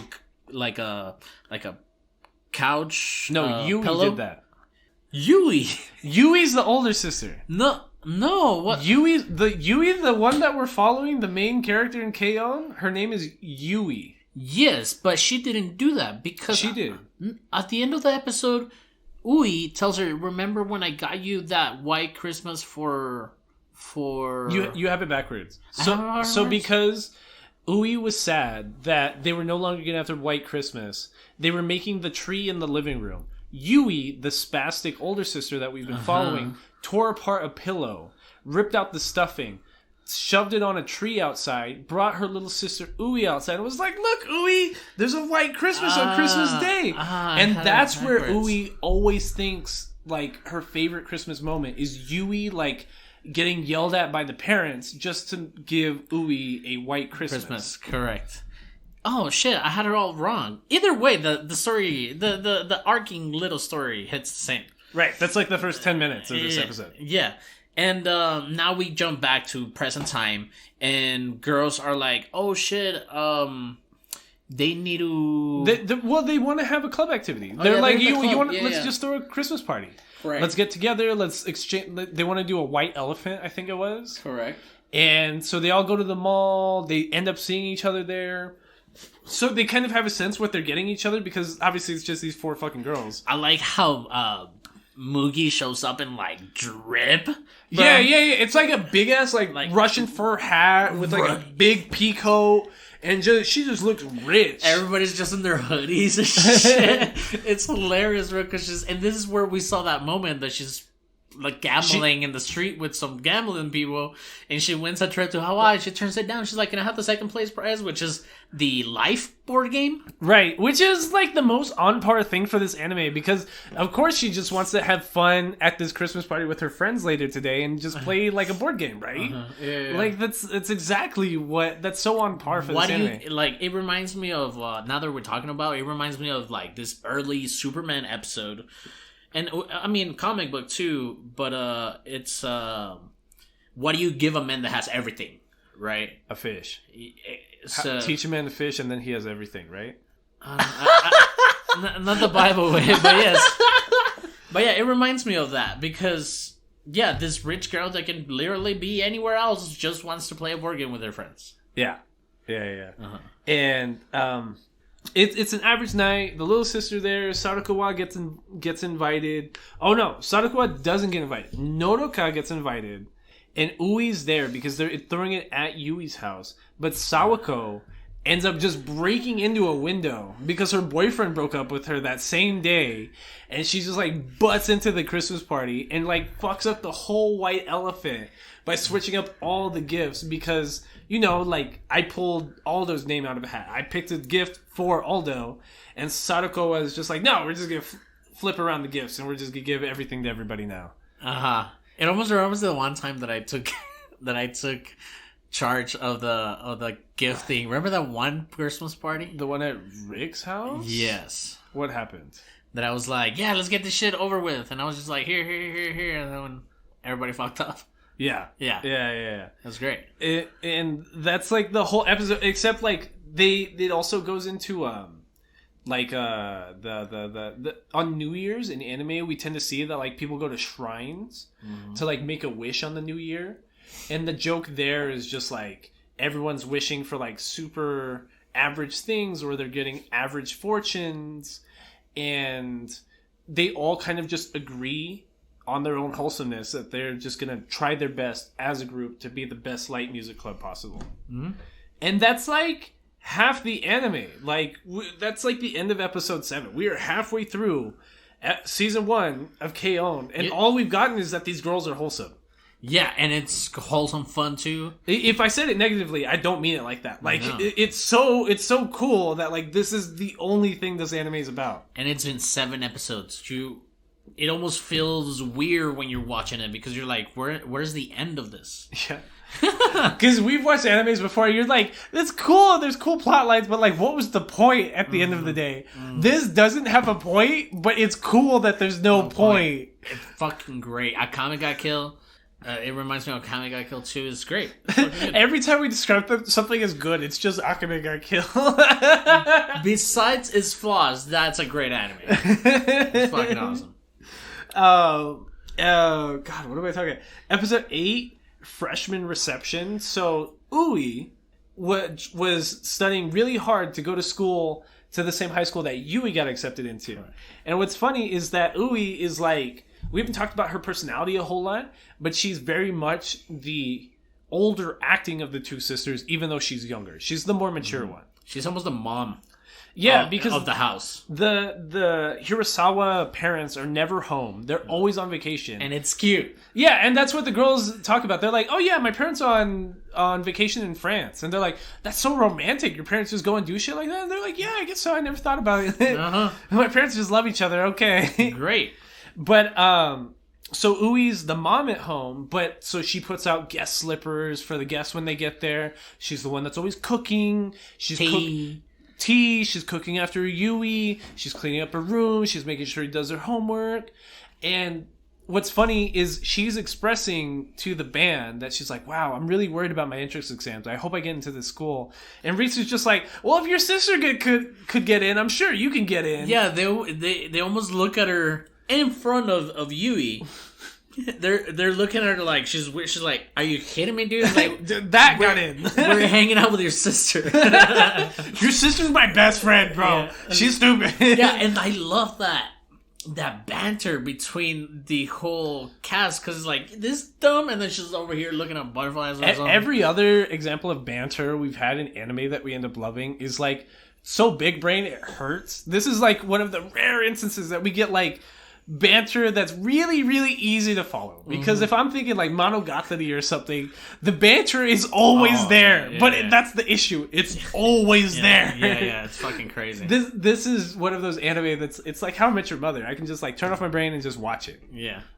But you gotta read, because it's sub. But yeah, because it is sub. So the reason why the freshman class is so important here is because this is where we start getting introduced to our 5th band member, which you were briefly talking about earlier, who's going to be a freshman this year. Her name is Azusa Nakano, but she goes by Azuzanya, like Nyan, as in like... And she's the most catly looking girl from the thing. Well, that's what I was going to explain, because Nyan is like the Japanese euphemism for like meow. Meow. So Nyan is like... She's cat-like. She's just cute. And then Naka is like Neku almost. Yeah. Nakano? Yeah. It sounds like Neko. Yeah, exactly. So, but yeah, she's a new member. But before we go into that, I like to talk about how the system of the clubs works as well. Because in the school system, I mean, think about it. When you have freshmen, the clubs are excited to have freshmen because they want new recruiters to their club. And that's what we see here. And we see that there's almost this like conflict in Ui, that she doesn't want to join the light music club, but she also doesn't want nobody to join the club. So she finds our new member, Azuzanya. I'm glad you brought that up, because that's exactly what ends up happening. Because Azuzanya has like this. She's like too good for the light music club at first, is kind of how I would describe it. Like, she thinks of herself too much of like a real music professional to associate herself with such a bunch of amateurs like the light music clubs being. They never want to practice. They barely have any songs. The lead guitarist is barely a fucking guitarist. Like, the lyrics are super childish. But what ends up happening is the Azunya has a scene where she's like walking underneath the stairwell to the music club, and she hears them playing one time because the light music club was trying to recruit Ui and her friend, so they were doing a practice song for them to try and impress them in silly outfits, but in tracksuits. In tracksuit, well, they had goofy outfits on at first, but they couldn't perform in them, so they switched to tracksuits, which seemed more unprofessional. And then they played this song, and that turned both the girls off, and like they weren't interested. But Azunya, like, walking down made her want to introduce herself to the light music club. You know what? It makes me think right now more that she almost has, or she does have, a similar moment as our girl protagonist in Your Lie in April does. She has that musical awakening. Oh, she like relearns her love for music. Yeah. So it's like the in Your Lie in April, I remember the little girl got the boy into music again. Yeah. Right. Okay, so you're right. Yeah. I agree with that completely, because it's not until that she's in front of the band, until she's in front of the light music club, and she sees how they really perform in front of each other, that she's like, oh fuck, like I need to be a part of this. Like this is something. Like there's something tangible here. Like I can't put my finger on it, but I can feel it. It's a moment. It's an energy between these girls. Like I can't really grasp what it is, but if I can be a part of that, that'd be so dope. And I'm telling you, none of this anime is in somewhat way mischievous or malicious or anything. So all this emotions and shit that these girls are going through is for wholesome shit. Yeah. So the entire time you're just in this wholesome ride. Yep. That doesn't go down. You're just going uphill on a fucking wholesome roller coaster. Yep. Yeah. And that's the thing about it too, because she's such like a hard ass at first. You know what I mean? Like she's how Mio was 5 episodes ago, where she's super mad that the girls never want to practice. She's mad that she can't get everyone on task. She's mad that Yui doesn't take care of her guitar. That's where we get the scene that they have to go back to the music shop because her strings are all fucked up. Her neck to her guitar's warped, which sounds fucking expensive to me. And so they hand the guitar off, like, yo, can you fix this up? And they're talking and they're just chit-chatting about other left-handed basses. And Mugi is talking with the guy that helped them last time sell them the guitar. And we start seeing one of the moments that we both agree that it's a little bit more on the progressive writing, that Mio is so upset that Ritsu was dragging her out, and we see this kind of almost first moment of animosity between them. Yeah, a little bit. I'm not sure it's about here, but it happens a little bit in the same time. I think what you're describing is in episode 11, Crisis. Oh, okay. Is the girls kind of have a falling out, like Mio and Ritsu do. Oh, okay. Where I'll describe it in a second. Well, let's go back where you were. My bad. Because it did happen in the music store too. Yeah, it did. What I'm describing right now, though, is just like a funny scene because Azunya helps Yui hand off the guitar. They work on the guitar, they unwarp the neck, they change the strings, they clean it, whatever, and they're like, oh yeah, that'll be $60. But they're broke, you know what I mean? Like, Yui is so broke. She's like, am I not gonna get my guitar back? What the fuck is happening? Yeah. And Mugi just kind of looks at the guy, and the guy that she was talking to that sold them the guitar looks at the guy that helped furbish the guitar, and he's just like, no, put it on the house. It's all right. Don't worry about it. Like, this is the boss's daughter. Like, it's okay. We're already in so much debt with them. Blah, blah. Yeah. So they just kind of get away with it. And it's not until, like, the next episode 10, another training camp, where they invite Azunya out back to the beach, and they do the same thing they did 5 episodes ago. Yeah. But this time, it's cool because I just saw this episode, like, 4 episodes ago. But it's funny how Azunya becomes part of the group because she's really close with Ui still. And Ui will ask her, like, what how's my sister in the club? Like, what is she actually like in the band? And she's like, she doesn't want to describe her as a fuck up and lazy and all that stuff. And they go on this trip, and she has such a great time with them, and she learns how to actually let loose and actually, like, include her personality in the music and their sound and their voice, kind of. That when Ui asks that question when she gets back, she's like, she's the best, bro. Like, Yui's the fucking greatest. Like, 4 episodes before, she would have been just dogging on her. Just being like, no, your sister's a fuck up. She's stupid. This and that. But once she becomes, like, really part of the group, and she hears, like, another instance of, like, the spurts of genius that's Yui's guitar playing, about how she tunes her guitar without having to use an app. Or they were using an actual device as opposed to just an app on your phone at the time, 2009. Yeah. But she's impressed that Yui can do that. Yui has been playing the guitar with certain tricks that she's been hearing before she actually understood what she was doing. Correct. And Azunya is like, dude, this girl's like really a secret genius. And that's what's so, again, for the 10th time, so wholesome about this anime, because the ending of episode 10 is, again, just that affirmation that, like, these girls are just, like, so good together, and they just build on each other. And the next episode you're describing is called A Crisis, because this is the first falling out we get between any of the girls. And bro, at this point, you're a hard eye. Who knows what this band is called? Hell yeah, it was hard for this band. This nameless band. You know what I'm saying? You're a hardcore fan of this nameless band.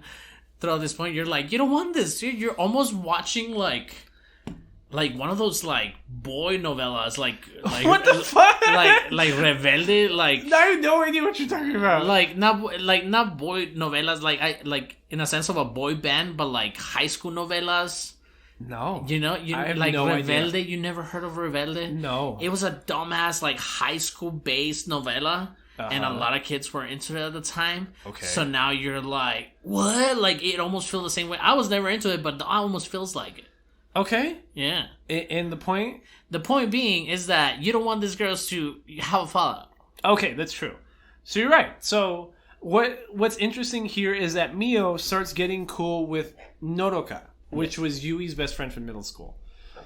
And they're hanging out a lot, and they're doing just one-on-one time. You know what I mean? Like, they go to the music shop together, they hang out, they go to McDonald's together. They're hanging out at cafes and stuff. But Ritsu gets jealous because Mio's only friend has always been Ritsu, and Ritsu's so used to having her there. And Ritsu's kind of like a hard friend to have a little bit. She's kind of an asshole, like, a little bit. And she starts getting really passive-aggressive between Mio and Noroka. Like, she'll see them hanging out one-on-one, and she'll be like, oh, these girls are hanging out again. Oh, a bunch of losers. You're gonna go home and make out together or something? Nerds. And very weird. It's super weird. It's super creepy. And like the ending of the episode is just them realizing why they were friends to begin with, because they try to have a band practice after all this passive aggressiveness that Ritsu's been throwing out. And also the boldness of Mio going through it as well. Yeah. And they're just off sync, like completely. And they can't figure out why. And it's not until they kind of just have a scream session at each other and they come back again to a common ground that they're actually able to play together again. Yeah, well, it was like, because like we said, Ritsu is the wild card. She's the eccentric one. She's the most, extra about whatever. Yeah. And Mio has, in a way, she feels like she has been putting up with it. Yeah. But in a way, she also felt wrong because also, even though Ritsu is that way, she has helped Mio, with her insecurities as well, without her even knowing. Yeah. And now when we get to this animosity between them two, Mio puts Ritsu down. Like, she shuts her down for something. I can't remember what it was. I think it was her plane or right before her plane. Yeah, she's like, you're always on off fucking time. You're playing so fucking wild. Like, yeah, and then they started playing again, and then now she's all like, she doesn't have the same energy on the drums, and you can hear it on the sound that the drums are in the way background. Yeah. And they're like, yo, what the hell? And there's like, you know what? I don't feel good. I need to go. And we think it's the end of fucking our nameless band. Yeah, they don't get a name until way later. Yeah. But yeah, they end up making up. You know what's going to happen, and it does happen. And they kiss and make up, and it's super great. And then we're ready for the next big thing, which they're going to perform at like an actual event. Their big idea is that they're going to perform... What was the name of the event? The Budokan? Right. It's Bidokan. It's like a festival. It's just like a showcase almost for bands, right? A warped tour. But like less than that. Less than that. Only amateurs, right? Yeah. Like that's exactly what we are. Yeah. It was like a state fair band. Yeah, a little bit. It's just like a public space where like people can show off their music. And it's like their first time performing in front of a big crowd that's not just the school. But they have to make their name of the band, which they end up coming up with being After School Tea Time, which Mio is almost like, oh my god, it's too cute. But they're like, that's them. That's all they do. After school, they have tea together. But they're getting ready for that festival, for that performance, and Yui gets sick. Like a devastatingly severe... She gets fucking COVID. Like, she can't breathe. She's hallucinating in her sleep. All that. And it becomes like a serious issue because Yui's been out of school for several days. The week before their performance, she finally comes in one day and she plays the guitar perfectly. Like perfectly on time. And even and Mio and Ritsu look at each other, and even like Mugi's there, and they're just like, was that right?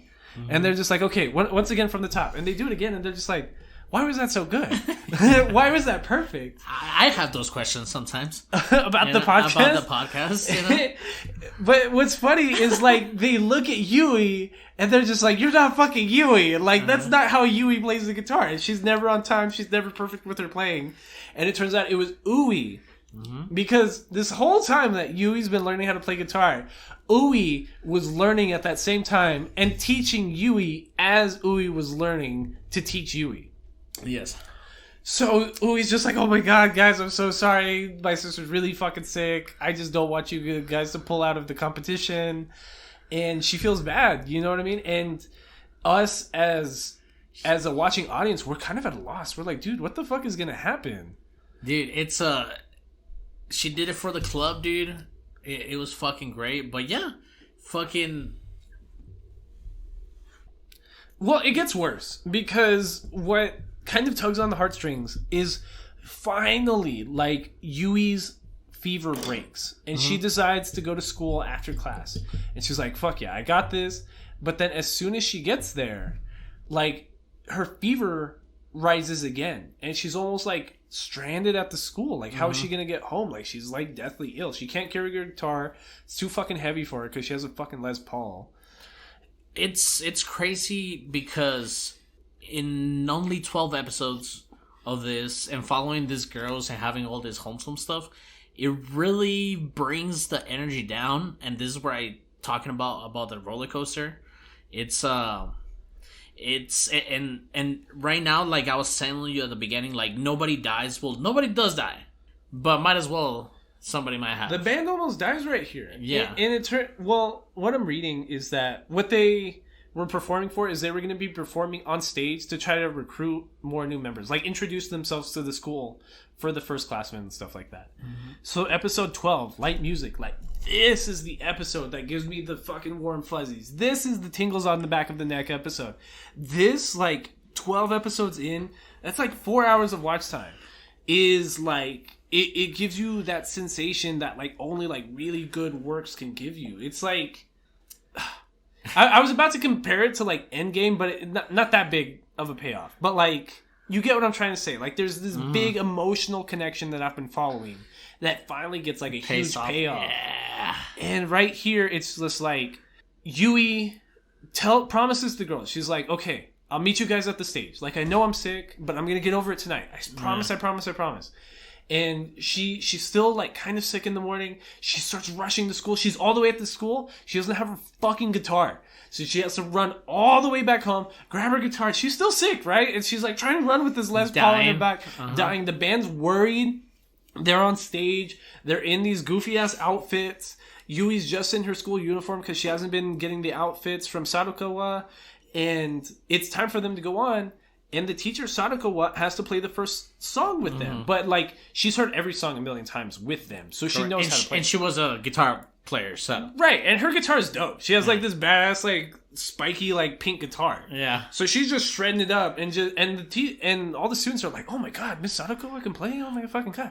What is this? This is so dope. Yeah. And it's Mio singing her fucking heart out. And we know how terrified she is of being the lead man. Mm-hmm. But then finally, like just bursting through the door at the 11th hour is Yui, and Ui sees her and she's like, oh my God, sister, you're here. And she's like, peace, and just jumps on the stage. And it's such a goofy moment of her like saying peace and like trying to crawl up on the stage, and her guitar's all heavy on her back and it's falling over, and she's taking long to plug in, and it's super long and drawn out. Like it feels awkward to watch in the moment, but then like 5 seconds later, you start getting that payoff. Mm-hmm. Because it's Fua Fua Time, which is the exact same song they performed 6 episodes ago. That was the big payoff for the school festival. The panty time. Yeah, for the panty time. But this time, Yui actually has her voice, and she just beats it the fuck up. You know what I mean? Like, she just sings her fucking heart out. And it's just... And as opposed to cutting to, like, a fake music video or something, we're actually led to watch, like, the audience reacting to it in that moment. And it's just this whole, like... oh fuck kind of moment. It's like if you were watching like a gymnastics event, and somebody lands like a fucking wild ass trip, and it takes everybody a whole second to register what they just saw, and everybody's like, Wah! yeah, the whole crowd's just looking at each other, just like, was that right? That was right, and they just roar like in this big cheering, and it's so uplifting. Like, it's such a dope watch. It's so crazy because this payout that we get in this episode, it's...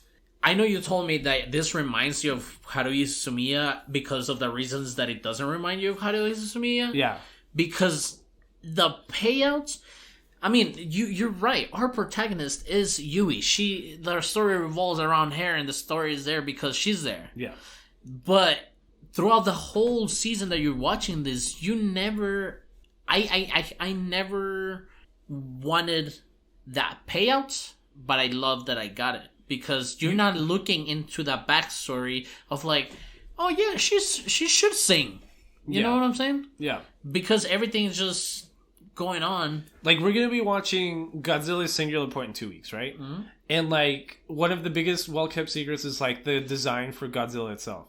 Mm-hmm. And you know that's going to be the payoff here. You don't even know what the payoff is going into K-On! You don't know that it's going to be this badass musical number. You don't know that it's going to be whatever the fuck happens at the end of episode 12. And it's so...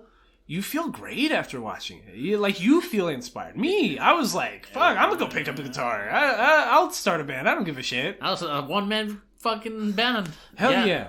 If Yui can do it, I can do it. And it got me excited about the podcast too.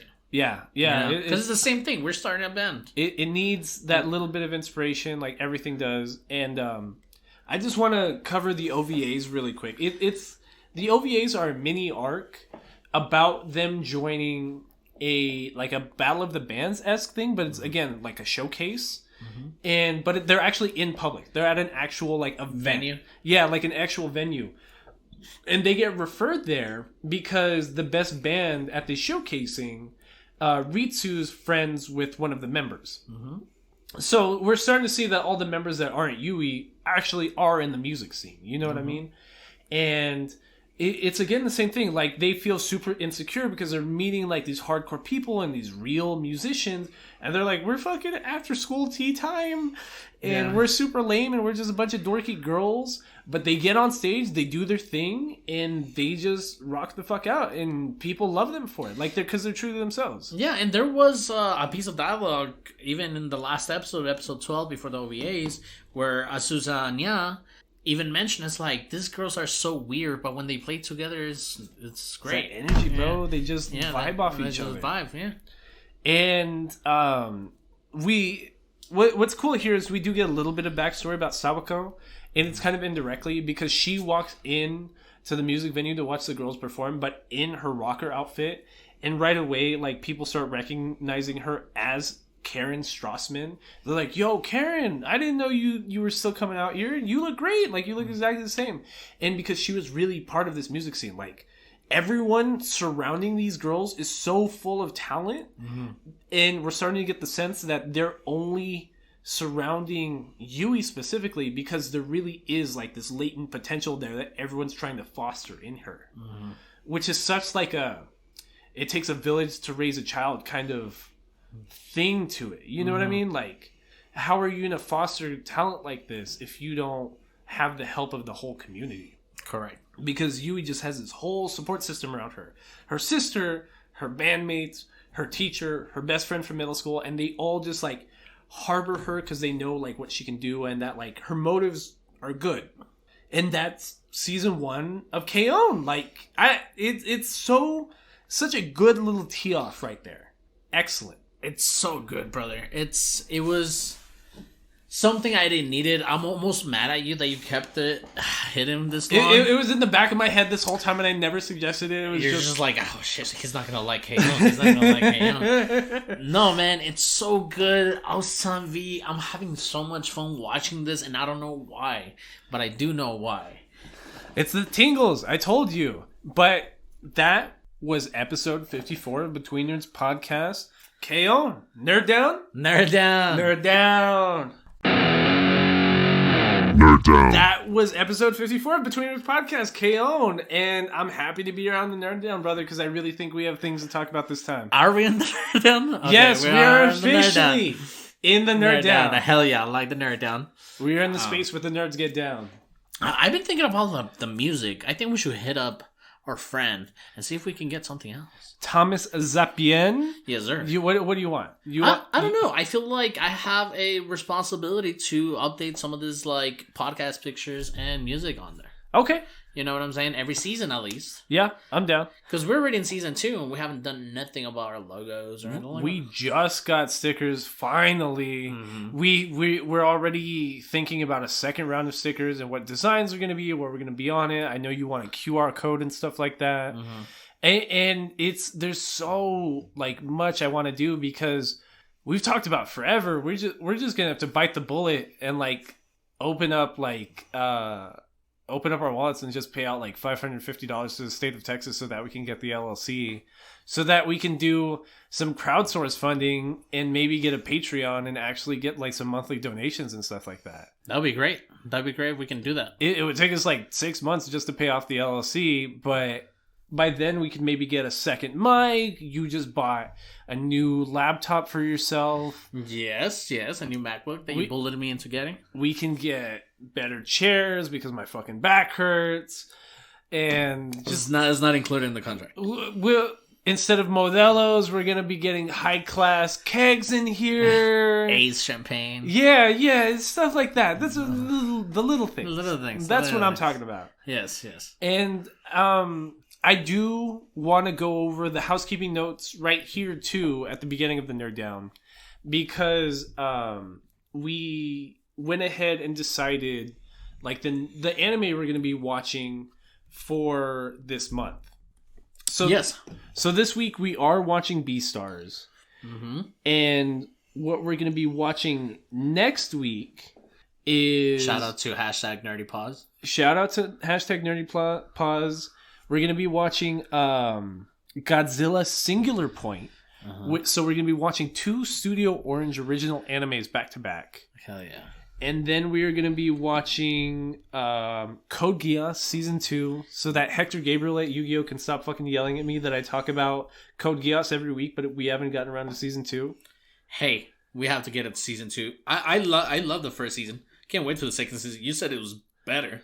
I think it's because that's when it gets, again, like the super... story that unfolds a little bit more. Yeah, it's because there's so much like out in the open, and there's so many unanswered questions in Season 1, and Season 2 is really like multi-layered chess kind of shit. Like it's, you don't know what's really going on until it's happened and it's explained to you. And you know what I'm gonna do? I'm gonna go back to our episode of Code Geass and then listen shit to on it again, and then be like, "Oh, okay, this is what that was about," and then watch the Season 2. just like you all should. Like all you all should. Because exactly. whenever we're watching subsequent seasons of things, you should go back and listen to the original episode that we recorded and our original takes, and call us out and see if our opinions have matured at all. Yeah, exactly. You can send us an email at betweennerdspodcast@gmail.com.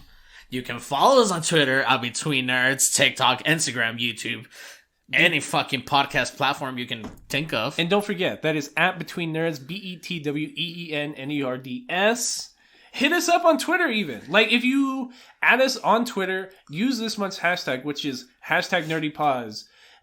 We will send you a sticker for free. Dude, we come in, we drink tea, and we fucking play a band, bro. That's what we do here at Between Nerds. We're just out here to promote for you guys so that we can make a bigger donation to the Humane Society of El Paso. Yeah, which is, again, using Nerdy Pause. Hold on, before I forget, because we're getting a little bit off topic. The last thing we are going to be watching for week 4 of the month of August is Attack on Titan Season 2. Mm-hmm. And before I forget, also...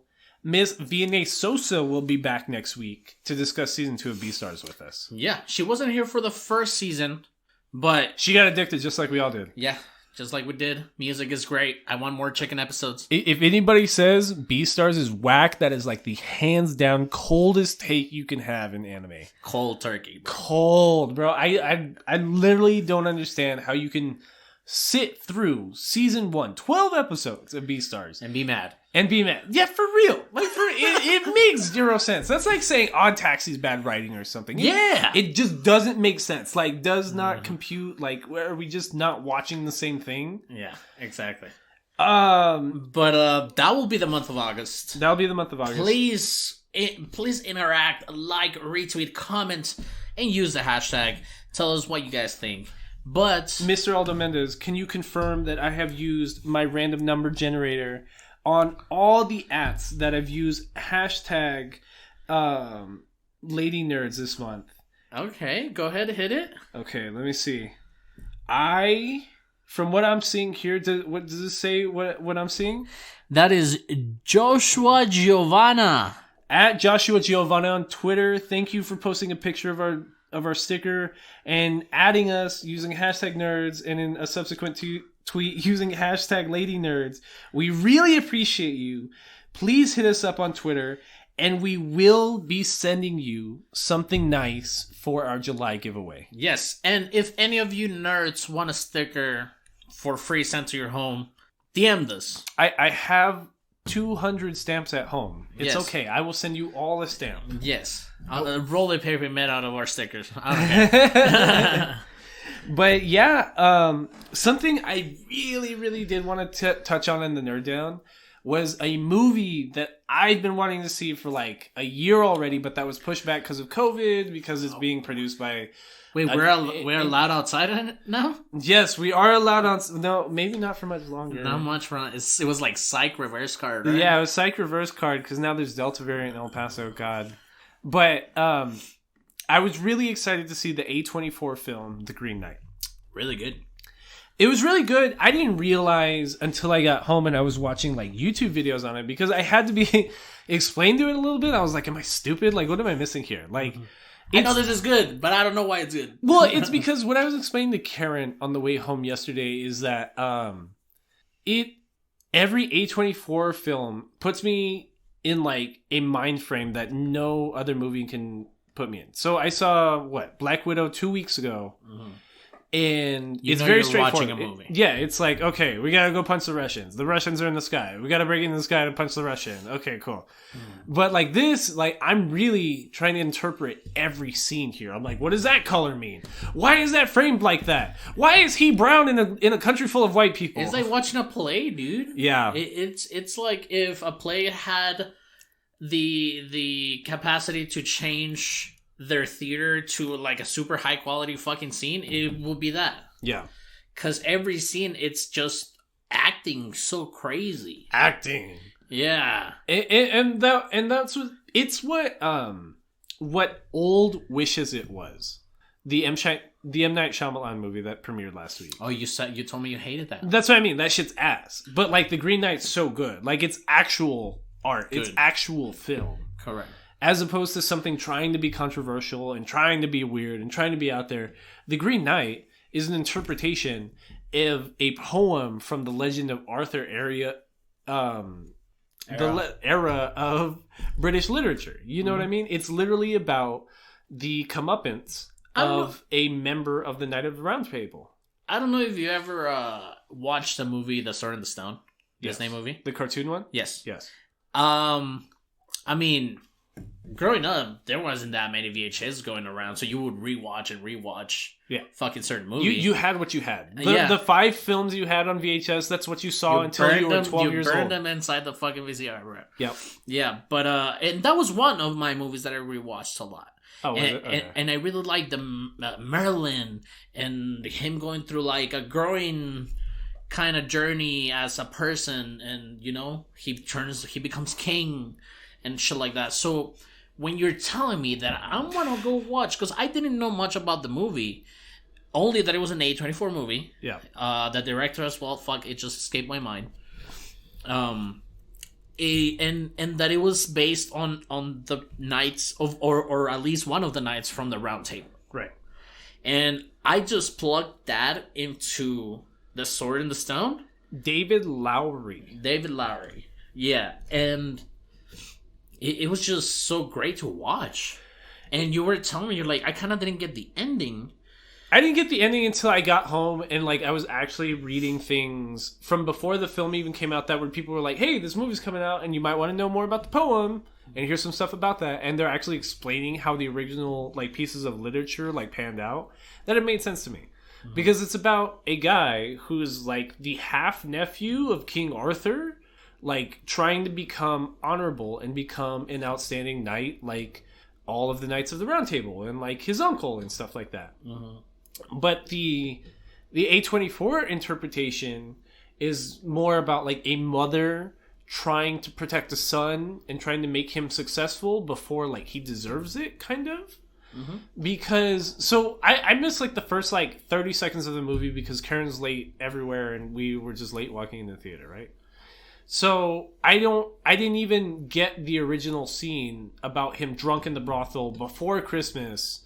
Mm-hmm. And like how he was hungover on Christmas Day, and like all the scenes about like his mom like and her witch friends like making a curse together to like summon the Green Knight.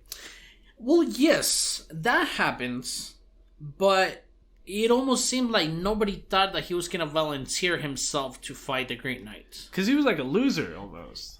Yes, but he was a loser in a way that he just didn't want shit handed to him, but he liked to party, so it's because he was like the son of royalty. He's the king's nephew. Yeah, and when the Green Knight comes by, what appears to be a yearly celebration or game, quoted in the movie, that this guy will come and he will just fucking kill somebody if you decide to kill him. He will deliver the same blow that you give him.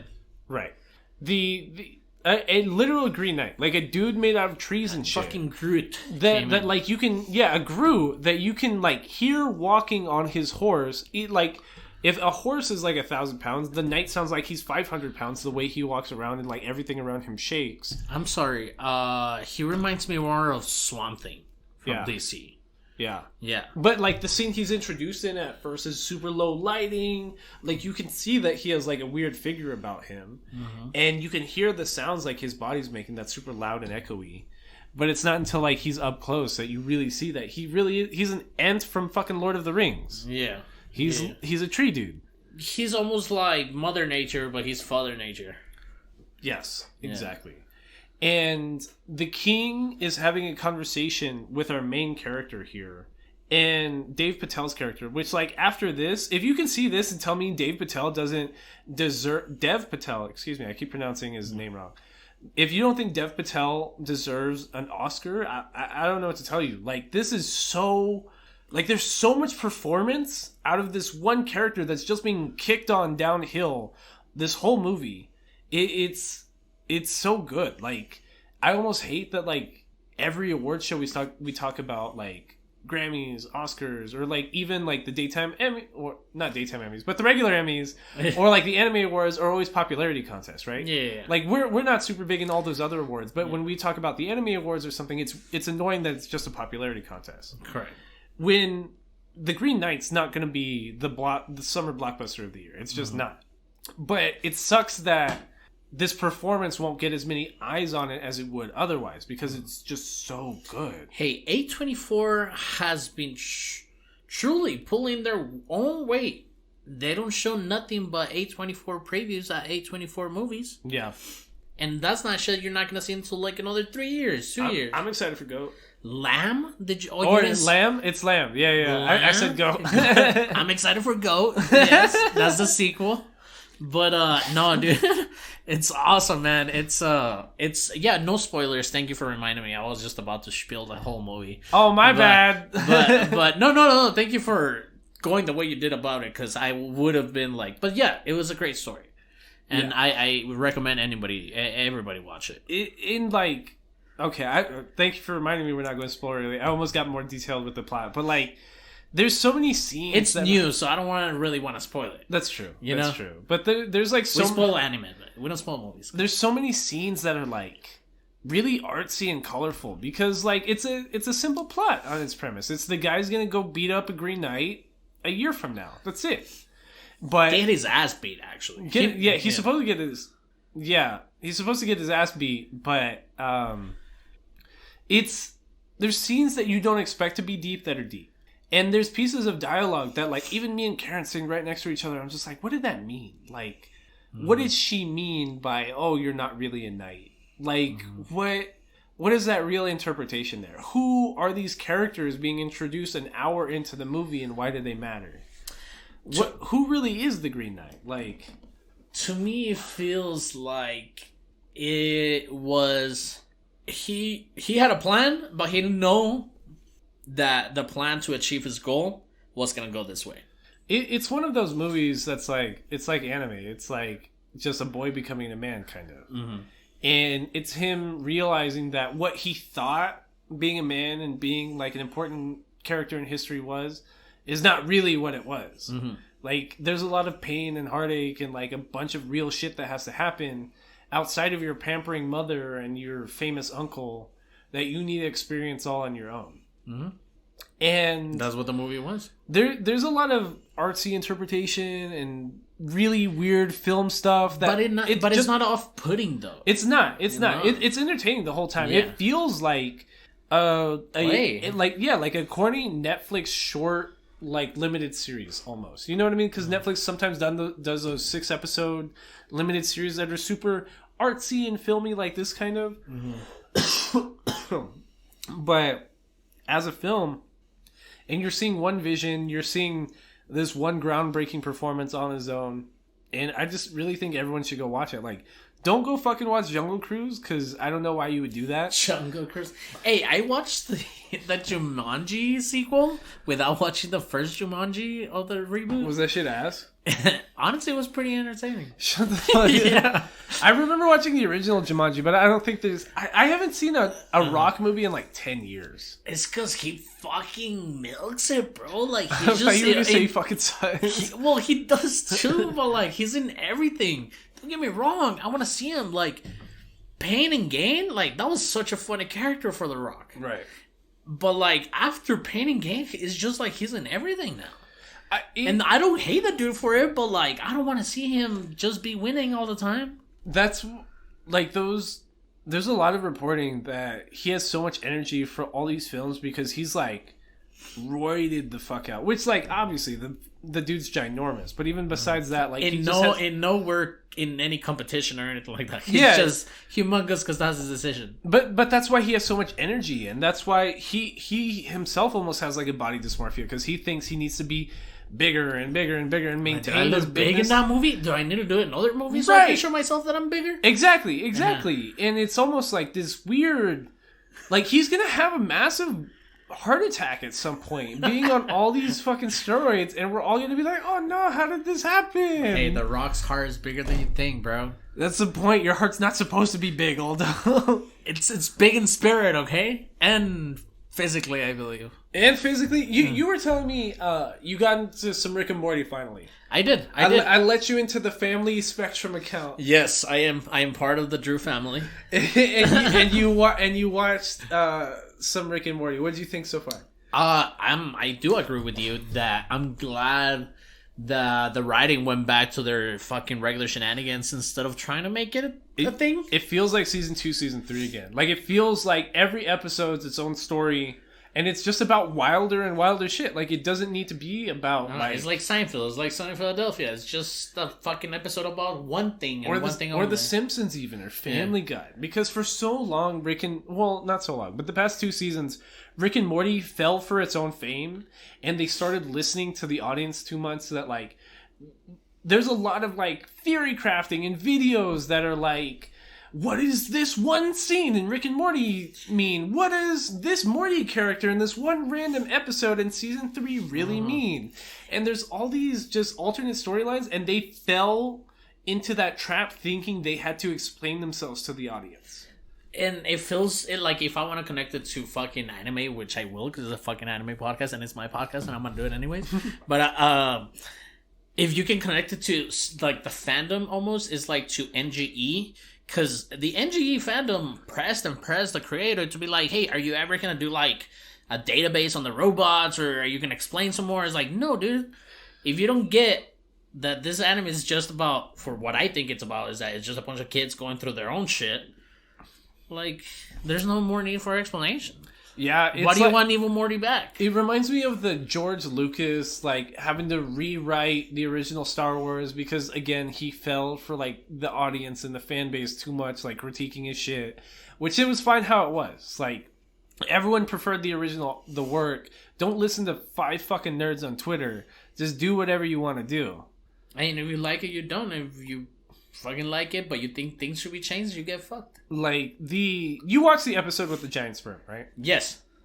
Twitter was mad that week because they about it. Yeah, because they're incest stuff. It's a little gross, and like, and it that's the funniest that's like the most I've laughed from a TV medium in like 2-3 years since maybe like Rick and Morty season 3. I love that the Adult Swim has a commentary at the end. Yeah, dude, it's fucking awesome, dude. It's funny because you just see Dan Harmon be like, I don't fucking know. Somebody said sperm in the writer's room, and we wrote a whole episode on sperm. And I didn't know it was gonna get out. I didn't know it's just one of those things because like we've seen videos like on YouTube of how they write. It's literally just a bunch of nerds in a room just screaming at each other. One dude's at the whiteboard just being like, this. And then they practice writing scripts for each random concept they write on the board, right? Mm-hmm. Which like 80% of them are never going to make it because they're just saying random fucking shit while high at work. Mm-hmm. Yeah. So, but sometimes they write these mock scripts and they're like, this whole thing reads. Do we just really do an episode on giant sperm? And Dan Harmon just walks in the room. He's like, "Fucking we're doing it." Morty visits his mom at the horse hospital that she works at, and he's like, "Hey, mom, what the fuck? I don't like being here. What the fuck?" And then, "Hey, wait, what's this?" Like, oh, that's the machine we used to jerk off the fucking horses. And he's like, okay, well, I think I'm gonna visit you more often. And we just see Morty in the next panel, which is like 2 seconds into the first episode. He's like, relaxing. We know this guy's been fucking the machine. Yeah. You know what I'm saying? But then Rick gets him into a quest in which they need horse semen with. And he's like, oh shit, it's horse semen. Yeah, good luck. Good thing is horse semen, because then shit would have gone crazy, and shit goes crazy. And the controversy in the episode is that at the end, the sperm become monsters, and the way to get the monsters out was to attract them with an egg, which was from Summer. Right. So they took one of...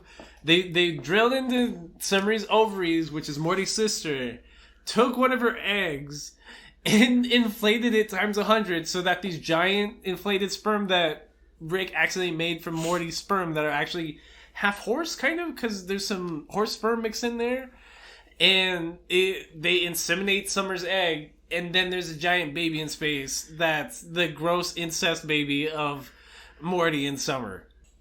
I thought it was great. Anime. Oh wait, this isn't anime. Yeah. This was fucking great. It's so stupidly funny, and there's no break this season in Rick and Morty, which is cool compared to last season. They had to take a break between episodes 1 through 4 and episodes 5 through 8 because of just COVID and all the stupid shit that was happening last year. Mm-hmm. So we're already getting the second to the last episode of the season, like tonight. And just to go over some other things, I'm so super stupidly excited to watch Beastars this upcoming week. We watched the first 2 episodes. We watched the first 2 episodes right now. I thought about starting it last night, but I was like, I've been talking it up so long, and like I've been looking forward to it so much, I didn't want to finish it too quickly. So I just couldn't stomach, like... dropping it in one day. Yeah, you know what I mean? Like, I wasn't doing anything last night. I was like, fuck, I could really watch like 6 episodes right now if I wanted to, and I just couldn't do it. Like, I was like, no, I need to milk this. Like, I really need to enjoy every second of this. Yeah, it's sometimes I like to,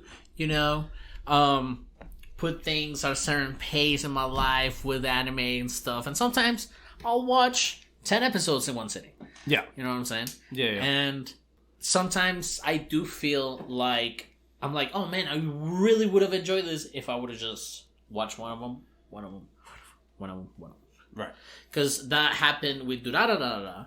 I was binge watching it kind of, but it wasn't super binge watching. It was like 5 episodes, and to me, it just didn't go anywhere. Right. So, but yeah, and this is gonna be super, super dope. And just at the end of this episode, I'm just gonna remind everybody one last time. Please use hashtag NerdyPause in original tweet or Instagram post. That is hashtag NERDYPAWS, hashtag NerdyPause. And we will be donating for every like and retweet on original tweets or Instagram posts using hashtag NerdyPause to the Humane Society of El Paso. And by using hashtag NerdyPause, you will be entered into our August giveaway. And we'll get you something for free. We'll get you something nice. Shout out to Joshua Giovanna. We're going to send you something in the mail real soon. Just hit us up on Twitter. We'll DM you. This has been Between Nerds.